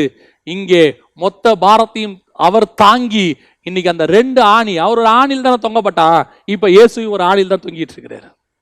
அந்த உறுதியாய் கடாவப்பட்ட இடத்துல அடிக்கப்பட்ட ஆணி தான் எலியாக்கிம். இப்ப இயேசு ஆணில தொங்குறாரு, மொத்த பாரத்தையும் தூக்கிட்டு தொங்குறாரு. இப்ப சொல்றாரு, உன்னுடைய எல்லா பாரத்தையும் நான் சுமந்துட்டேன், இனி உனக்கு என்ன தேவையில்லை? பாரம் தேவையில்லை. ஏன்? உனக்கு வியாதி தேவையில்லை, உனக்கு துக்கம் தேவையில்லை, உனக்கு துயரம் தேவையில்லை, எல்லாத்தையும் நான் சுமந்துட்டேன். என்ன நோக்கி பார். எங்க இப்படி ஒரு கடவுள் கிடைப்பாராங்க? இப்படி ஒரு கடவுள் கிடைப்பாரா? உனக்கு என்ன பிரச்சனை? எல்லாத்தையும் எங்கிட்ட எடுத்துட்டு வா. இன்னைக்கு எல்லாரும் என்ன தெரியுமா சொல்றாங்க உலகத்துல? இன்னைக்கு அதுவும் இன்னைக்கு சிச்சுவேஷன்ல, கொரோனாவா வராத, வீட்டுக்கு வந்துடாத, எல்லாம் தனியா இருங்க, தனியா இருங்க, எங்கிட்ட வராதீங்க. யார்ட்டையாவது ஃபோன் பண்ணி, நான் இல்லை பொதுவாக சொல்றேன், நீங்க கேட்டிருப்பீங்க, கொஞ்சம் பிரச்சனையா இருக்கு, ஏதாவது கொஞ்சம் அமௌண்ட் கிடைக்குமா? ஃபோன் பார்த்தீங்கன்னா தானாவே கட் ஆகிடும். அப்புறமா 6 மாதம் கழிச்சு ஃபோன் நீங்கள் நான் பேசும்போது நீங்கள் கட் பண்ணிட்டீங்களே, அப்படியா? சிக்னல் வீக்காக இருந்துச்சுப்பா. அதுக்கப்புறம் நீங்கள் அவங்ககிட்ட பேசவே முடியாது. பணம் கேட்டால் வராத, வியாதியாக இருக்கிறேன் வராத, வந்துடாத, எனக்கு ரொம்ப பாரமாக இருக்கு, உங்கள்கிட்ட கொஞ்ச நேரம் பேசலான்னு தான் நல்லா இருக்கும், நானே பெரிய பாரத்தில் இருக்கிறேன், என் பிரச்சனையை போய் சால்வ் பண்ணுறதுக்கு எங்கன்னு தெரியாமல் இருக்கேங்கிறான். இன்னைக்கு சிச்சுவேஷன் சோஷியல் டிஸ்டன்ஸ், எல்லாம் டிஸ்டன்ஸ். சோஷியல் டிஸ்டன்ஸ் வரதுக்கு முன்னாடியே டிஸ்டன்ஸ் வந்துருச்சு ஹார்ட்ல எல்லாருக்கும். அதான் சொல்லுவாங்க, அந்த காலத்துலலாம் ஒரு ஃபங்க்ஷன்னா எல்லாரும் கூடி ஒன்னா உட்காந்து இந்த கொரோனா வந்ததுனால இல்ல, கொரோனாவுக்கு முன்னாடியே ஃபங்க்ஷன்னாலே ஒருத்தரோட இருதயம் ஒட்டுறதில்ல, எல்லாம் டிஸ்டன்ஸ். ஏன்னா மனுஷன் நீங்க அந்த அளவில் தான் இருக்கிறான். ஆனா ஒரே ஒருத்தர் மட்டும் சொல்றாரு, வருத்தப்பட்டு பாரம் சுமக்கிறவரியா எங்கிட்ட வா, உனக்கு வியாதி பலகீனமா எங்கிட்ட வா, உனக்கு சமாதானம் இல்லையா எங்கிட்ட வா, கவலையா கண்ணீரா எங்கிட்ட வா. ஏன் ஆண்டவரே, எல்லா பாரத்தையும் நான் ஏத்துட்டேன். அந்த எலியாக்கீம் பாரம் சுமக்க முடியாமல் முறிந்து விழுந்தான், நானோ எல்லா பாரத்தையும் சுமந்து தீர்த்து விட்டேன் உனக்காக. இது முறிந்து விடாது, நீ தைரியமா என்கிட்ட வரலாம். அந்த மெல்கிசேதேக்கின் முறைமையில தான் இயேசு எல்லாத்தையும் ஜெயிச்சு இப்ப சொல்றாரு, தாவீதின் திறவுகோலை உடையவர் சொல்லுகிறதாவது. இப்ப அந்த திறவுகோல், அந்த மெல்கிசேதேக்கின் முறைமை இப்போ தாவீது கிட்ட இருந்து சாலமோன்ட்ட போகும்போது ஃபெயிலியர் ஆயிடுச்சு. இப்ப இயேசு கிறிஸ்து கிட்ட இருந்து அடுத்து சபை கிட்ட வருது. தாவீது கிட்ட இருந்து சாலமோன், இப்ப இயேசு கிறிஸ்து கிட்ட இருந்து சபைக்கு வருது. அந்த சாலமோன் இழந்தது போல சபையாகிய நீங்களும் நானும் அதை இழக்க கூடாது. மத்தேயு சுவிசேஷம் 16ஆம் அதிகாரத்துல இயேசு சொல்றாரு, பரலோகத்தின் திறவுகோள்களை நான் உனக்கு தருவேன். அது என்ன பரலோகத்தின் திறவுகோள்? தாவீதின் திறவுகோள் இருக்குது, அது பூமியில் ஆரம்பிச்சு பரலோகத்துல முடியும். ஒரு டோரையா ஓபன் பண்ணி இங்கிருந்து அது எங்க போய் முடியும்? பரலோகத்துல முடியும். அதனாலதான் யாக்கோபு பார்த்த சொப்பனம் எப்படி இருக்கும் தெரியுங்களா? ஒரு ஏணி எங்க வைக்கப்பட்டிருந்தது? பூமியில் வைக்கப்பட்டிருந்தது. அதன் நுனி வானத்தை எட்டி இருந்தது. இங்க ஆரம்பிச்சு அங்க முடியும். அங்க ஒரு வாசல் திறந்திருக்கும், அந்த வாசல் தான் இயேசு. அது வழியா நம்ம போகணும். அதே தான் யோவான் எழுதின சுவிசேஷம் 1ஆம் அதிகாரம் கடைசி வசனம் சொல்லுது, மனுஷகுமாரன் மேல் ஏறுகிறதும் இறங்குறதும். அப்படின்னா என்ன அர்த்தம்? பூமியிலிருந்து வானத்துக்கு போறதுக்கு அந்த திறவுகோலை திறந்து வச்சவர் யாரு? தாவீது, மெல்கிசேதேக்கின் முறைமை. அந்த திறவுகோல் வழியாக ஒவ்வொருத்தரும் ஃபெயிலியர் ஆகிட்டே இருக்கும் போது ஒருத்தர் வந்து சக்சஸ் பண்ணாரு, மெல்கிசேதேக்கின் முறைமையை. அவர் தான் ஆண்டவராகிய இயேசு கிறிஸ்து. தாவீது சாலமோன்ட்ட கொடுத்தாரு, இந்த ஆலயத்தை நீ கட்டி முடி, உன் தேவனாய் கர்த்தர் உன் கூட இருப்பாருன்னு. இப்ப நம்ம கிட்ட சபையை கொடுத்திருக்கிறாரு, கட்டி முடி, இதை உருவாக்கி முடி. சபை கட்டுறதுனா கட்டடத்தை சொல்லல, நம்மளை உருவாக்கி முடி. இது முடியும் போது அங்கே அவர் வந்து இறங்குவார். இது முடியும் போது வானத்திலிருந்து இயேசு இறங்குவார். இப்ப நமக்கு தேவை என்ன தெரியுமா? சாலமோன் இழந்த மாதிரி நீ உலகத்தோடு கூட உன்னை கலந்து கொண்டா நீங்கள் இந்த திறவுகோலை இழந்து போவீர்கள். அதனால்தான் அப்போஸ்தலர் நடவடிக்கைகள் 2ஆம் அதிகாரம் 40ஆம் வசனத்தில் ஆண்டவர் சொல்றாரு, மாறுபாடான இந்த சந்ததியை விட்டு விலகி உங்களை ரட்சித்துக் கொள்ளுங்கள். இந்த செப்பரேஷன் லைஃப், வேறுபாடுள்ள வாழ்க்கை ரொம்ப முக்கியம். உலகத்துக்கு உங்களுக்கும் வேறுபாடு இருக்கணும். ஏன்? நீங்க எவ்வளவுக்கு எவ்வளவு உலகத்தோட கலக்குறீங்களோ அவ்வளவுக்கு அவ்வளவு அந்த உலகம் உங்களை இழுத்துக்கிட்டு தான் போமே ஒழிய உங்களால உலகத்தை இழுக்க முடியாது. எப்பவும் ரொம்ப சந்தோஷமா என் ஃப்ரெண்ட்ஸ் கிட்ட ஷேர் பண்ற ஒரு விஷயம், ஸ்பிரிச்சுவல் ஃப்ரெண்ட்ஸ் கிட்ட நான் அடிக்கடி ஒன்று சொல்லுவேன். என்ன தெரியுமா? கர்த்தர் எனக்கு ஒரு என்வாயர்மெண்ட் உருவாக்கி கொடுத்திருக்கிறார். ஒரு ஒரு சுற்றுச்சூழல் எப்படிப்பட்டது தெரியுமா? டெய்லி ஆவிக்குரியதை மட்டுமே கேட்கறதுக்கு, டெய்லி சத்தியத்தை மட்டுமே பேசுறதுக்கு, அப்படிப்பட்ட மனிதர்களை மட்டும் பார்க்கறதுக்கு. ஒரு காலத்துல ரட்சிக்கப்படுறதுக்கு முன்னாடி வெறும் கெட்ட வார்த்தை மட்டும் கேட்டுக்கிட்டு இருந்தேன், வெறும் சினிமா பாட்டு மட்டும் கேட்டுக்கிட்டு இருந்தேன், வெறும் அசிங்கமான வார்த்தைகளை மட்டும் பேசுவேன் கேட்பேன். இயேசு எப்ப என்னை வேறு பிரிச்சாரோ அப்போ எனக்கு எப்படி ஆயிடுச்சுன்னா, வாரத்துல கொஞ்ச நாள் சுத்தமானதை கேட்பேன், அப்புறம் வேலைக்கு போகும்போது அல்லது காலேஜுக்கு போகும்போது அசுத்தமானதை கேட்பேன். ரெண்டும் மாறி மாறி கேட்டுக்கிட்டு இருந்தேன். எப்போ முழுமையா இந்த ஊழியத்துக்கு ஆண்டவரை விட்டு உலகத்தை விட்டுட்டு இருந்த ஆண்டவருக்குள்ள எப்படி முழு ஊழியத்துக்கு வந்துட்டேனோ, இப்ப என்னை சுத்தி இருக்கிற எல்லாருமே என்னை கர்த்தர் உருவாக்கி வச்சிருக்கிற என்வரன்மெண்ட் எப்படி இருக்கு தெரியுமா? சுத்தமானதை கேட்கும்படி, சுத்தமானதை சுவாசிக்கும்படி. இந்த வேத வசனத்தை தான் சொல்றேன். அப்படியே உட்காந்து பேசுறவங்க யாருமே கெட்ட வார்த்தை பேச மாட்டாங்க. என் கூட இருக்கிறவங்க எல்லாருமே அந்த ஜோக் அடிச்சா கூட அது ஸ்பிரிச்சுவல் ஜோக்கா தான் இருக்கும், பைபிள்ல தான் இருக்கும். அப்படி ஒரு என்வரன்மெண்ட்டை கர்த்தர் உருவாக்கி வச்சிருக்கிறார். இன்னும் போக போக அது எப்படி இருக்கும் தெரியுமா? வெறும் இயேசு கிறிஸ்துவோட மட்டும் பேசக்கூடிய பரிசுத்தமான வாழ்க்கையாக மாறும் நான் விசுவாசிக்கிறேன். அதுதான் கர்த்தர் நமக்கு கொடுத்திருக்கிற ஒரு ஆசீர்வாதம். இந்த உலகத்தோட கலக்கிறது எவ்வளவுக்கு எவ்வளவு நீங்க தேவனோட நெருங்குறீங்களோ அவ்வளவுக்கு எவ்வளவு உலகம் உங்களை விட்டு தூரம் போயிட்டே இருக்கும். எவ்வளவுக்கு எவ்வளவு தேவனோடு கூட ஐக்கியமாக்குறீங்களோ அவ்வளவுக்கு எவ்வளவு உலகம் உங்களை விட்டு பிரியும். உங்களை உலகம் நேசிக்குதுன்னா தேவன் தூரமா இருக்கிறார்னு அர்த்தம். உங்களை தேவன் நேசிச்சு நீங்க தேவனோட ரொம்ப நெருங்குறீங்கன்னா உலகம் கண்டிப்பாக உங்களை விட்டு தூரம் தான் போகும். உலகம் உங்களை பகைக்கும். ரெண்டாவது, பெருமை. இந்த உலகத்துல இருக்கக்கூடியதான பெருமை. நான் அப்படி இதை செய்வேன். ஆவிக்குரிய வாழ்க்கையிலையும் சொல்றேன், சப்னாங்கிறவன் யாரு தெரியுமா? உலகத்தான் இல்ல, சனகரிப்பை சார்ந்தவன் இல்ல. அவன் யாரு? கர்த்தருடைய திட்டத்துல வந்த மனுஷன். அவன் மேல கர்த்தருடைய திட்டம் இருக்கு. ஆண்டவர் சொல்றாரு, அவனுடைய வஸ்திரத்தை எடுத்து உனக்கு போடுவேன். அவனை கர்த்தர் செலக்ட் பண்ணி இருக்கிறார். கர்த்தர் செலக்ட் பண்ணவங்களுக்குள்ள பெருமை, ஆவிக்குரிய பெருமை. ஒரு நல்ல பிரசங்கம் பண்ணிட்டோம்னா 2 பேர் வந்து நல்லா உங்க பாயிண்ட்ஸ் எல்லாம் சூப்பரா இருக்குன்னா 2 கொம்பு முளைக்குது. கொஞ்சம் பேர் வந்து ரொம்ப அருமையான வாய்ஸுங்க, நல்லா பாடுனீங்க, நல்ல பிரசன்ஸ், கொம்பு முளைக்குது தலைக்கு மேல. யாராவது ஒருத்தர் வந்து அங்கிருந்து சொல்லி, என்ன அழகா நீங்க கீபோர்டு வாசிக்கிறீங்க, கிட்டார் வாசிக்கிறீங்க, உங்க மியூசிக்கை கேட்கத்தான் நானே வந்தேன்னா போதும். Praise God. நீங்க நிறைய பேர் பெருமை.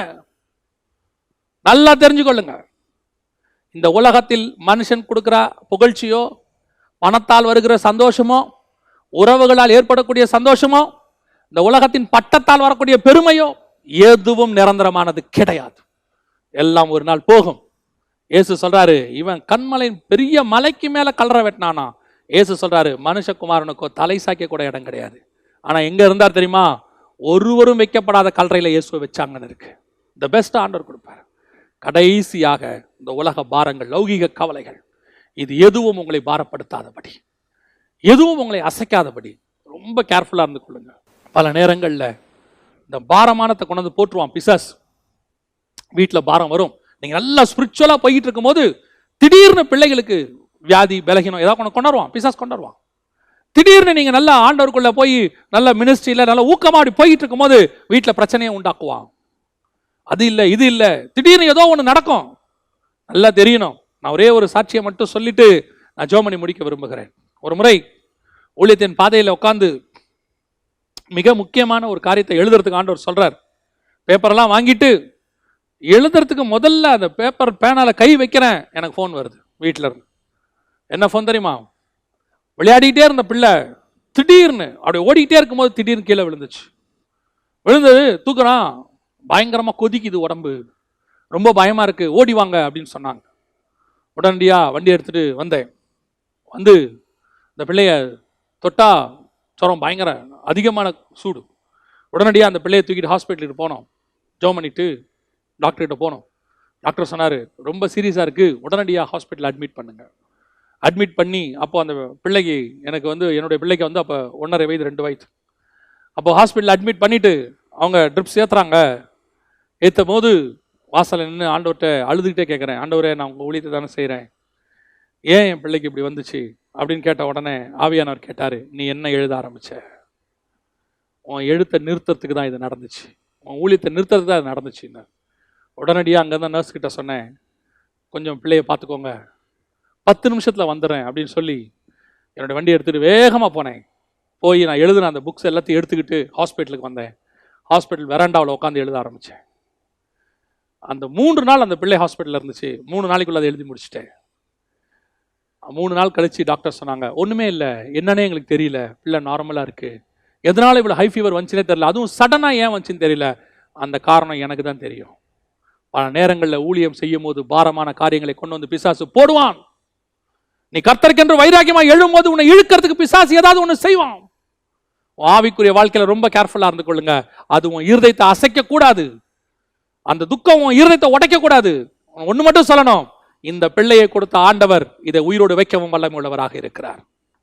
குடும்பத்தை கொடுத்த ஆண்டவர் அந்த குடும்பத்தை நடத்தவும் வல்லமை உள்ளவராக இருக்கிறார். ஊழியத்தை கொடுத்த ஆண்டவர் அந்த ஊழியத்தை நடத்துவதற்கும் வல்லமை உள்ளவராக இருக்கிறார். இதையெல்லாம் என் ஆண்டவருக்கு தெரியும், ஒப்பு கொடுத்து பாருங்க. நான் சொல்றேன், அவ்வளோ லைட் ஹார்ட்டடா உங்களை வச்சுக்கோங்களேன், நமக்கு வியாதி வராது. இந்த பாரம், லௌகிக கவலை ஒரு நாள் உங்களை வீழ்த்தி விடும். இதுல ரொம்ப கேர்ஃபுல்லா இருந்து கொள்ளுங்க. இதுல நாம அந்த சாலமோன் இழந்து போன அந்த மெல்கிசேதேக்கின் முறைமையை நம்ம இழக்கக்கூடாது. நம்மளே அப்படிதான் ஆண்டவர் வச்சிருக்கிறார். வெளிப்படுத்தின விசேஷம் 1ஆம் அதிகாரம் 5-6 வசனங்கள் சொல்லுகிறது, ராஜாக்களும் ஆசாரியருமாய் நம்மளை அழைத்திருக்கிறார். அப்ப நாமளும் அந்த முறைமையில தான் வந்திருக்கிறோம். அந்த திறவுகோல் நம்ம கையிலும் இருக்கு. பரலோகத்தின் திறவுகோல் கர்த்தர் நம்மகிட்ட கொடுத்திருக்காரு. பூமியில ஆரம்பிச்ச அந்த திறவுகோல் மெல்கிசேதேக்கின் முறைமையின்படி பரலோகத்தில் போய் முடிய போகிறது. ஒருவேளை நம்மளோடு கூட அது முடிய வாய்ப்பு இருக்கிறது. வருகை வந்துச்சுன்னா நம்மளோட அது முடியும். அப்படின்னா அந்த கடைசி கூட்டமா நாம இருக்கிறதுக்கும் வாய்ப்பு இருக்கு. நாம் அதை இழக்கக்கூடாது. சாலமோனுக்கு அப்புறம் அதை இழந்துட்டாங்க, நாம் இழக்கக்கூடாது. அதனால தான் சாலமோன் விசுவாச வீரர்கள் பட்டியலில் வரல. எபிரேயர் 11 நாம நம்முடைய பேரு ஜீவ புஸ்தகத்தில் வராமல் போயிடக்கூடாது. we must be very careful. நம்ம ஜெபம் பண்ண போறோம். சர்வ வல்லமையுள்ள எங்கள் தகப்பனே, அருமையான நேரத்திற்காக உமக்கு ஸ்தோத்திரம். மகிமையின் தேவன், உம்முடைய மகிமையான வசனங்களை ஆழமான காரியங்களை, உம்முடைய மறைபொருளை, பரலோகத்தினுடைய திட்டங்களை திருச்சபைக்கு சொல்லுவதற்கு நீர் வல்லமையுள்ளவராய் இருக்கிறீர். எவர்களை அழைத்தீரோ, எவர்களை முன்குறித்தீரோ அவர்களை அழைத்திருக்கிறீர். எவர்களை அழைத்தீரோ அவர்களை நீதிமானாக்கி இருக்கிறீர். எவர்களை நீதிமானாக்கினீரோ அவர்களை மகிமையும் படுத்த போகிறீர். ஆண்டவரே, இந்த சத்தியங்கள் யாருக்கு போக வேண்டும் என்று வைத்திருக்கிறீரோ அவர்களுக்கு போக போறதுக்காய் ஸ்தோத்திரம். யாருடைய இருதயத்தை திறக்க வைத்திருக்கிறீரோ அவர்கள் இருதயத்தை திறக்க போற தயவுக்காய் ஸ்தோத்திரம். நீர் பேசின தயவுக்காக உமக்கு நன்றி. கேட்ட சத்தியத்தின்படி எங்களுக்கு கொடுக்கப்பட்டிருக்கிற இந்த பரலோகத்தின் திறவுகோலை நாங்கள் ஒரு நாளும் இழந்து போகாதபடி கர்த்தர் எங்களுக்கு கிருபை பாராட்டுவீரா. இந்த உலகத்தில் எங்களை நெருங்கி வருகிற பாவங்களை உதறி தள்ளிவிட்டு ஓட, பெருமையான காரியங்கள் எங்களை விட்டு போகட்டும் ஐயா. எங்களுக்குள்ள பெருமை வந்துட்டா நீங்க எங்களை எதிர்த்து நிற்பீங்களே ஆண்டவரே. நீங்களே எங்களை எதிர்த்தா வேற யாருக்கிட்டையும் நாங்க போக முடியாது ஆண்டவரே. பெருமையானது எங்களுக்குள்ள வந்துடவே கூடாதுப்பா. எந்த சூழ்நிலையிலும் வரக்கூடாது. இந்த நிலைமையில வரக்கூடாது. ஒருவேளை இதுக்கு மேலான நிலைமைக்கு நீர் எங்களை கொண்டு போனாலும் வரக்கூடாது ஆண்டவரே. கிருபை தாங்கப்பா. தாவீதை போல கடைசி வரைக்கும் ஆடுகளுக்கு பின்னால் அலைந்து கொண்டிருந்த எண்ணெய்ங்கிற எண்ணம் எங்களுக்கு இருந்துகிட்டே இருக்கணும் ஆண்டவர். கடைசியாக இந்த உலகத்தின் பாரங்கள் எதுவும் எங்களை நெருக்காதபடிக்கு அவை எல்லாவற்றையும் உதறி தள்ளிவிட்டு ஓட, பாரமான யாவற்றையும் உதறி தள்ளிவிட்டு ஓட கர்த்தர் எங்களுக்கு கிருபை பாராட்டும். நீர் மாத்திரம் மகிமைப்படும். எங்கள் ஆண்டவர் இயேசுவின் நாமத்தில் பிதாவே, ஆமென்.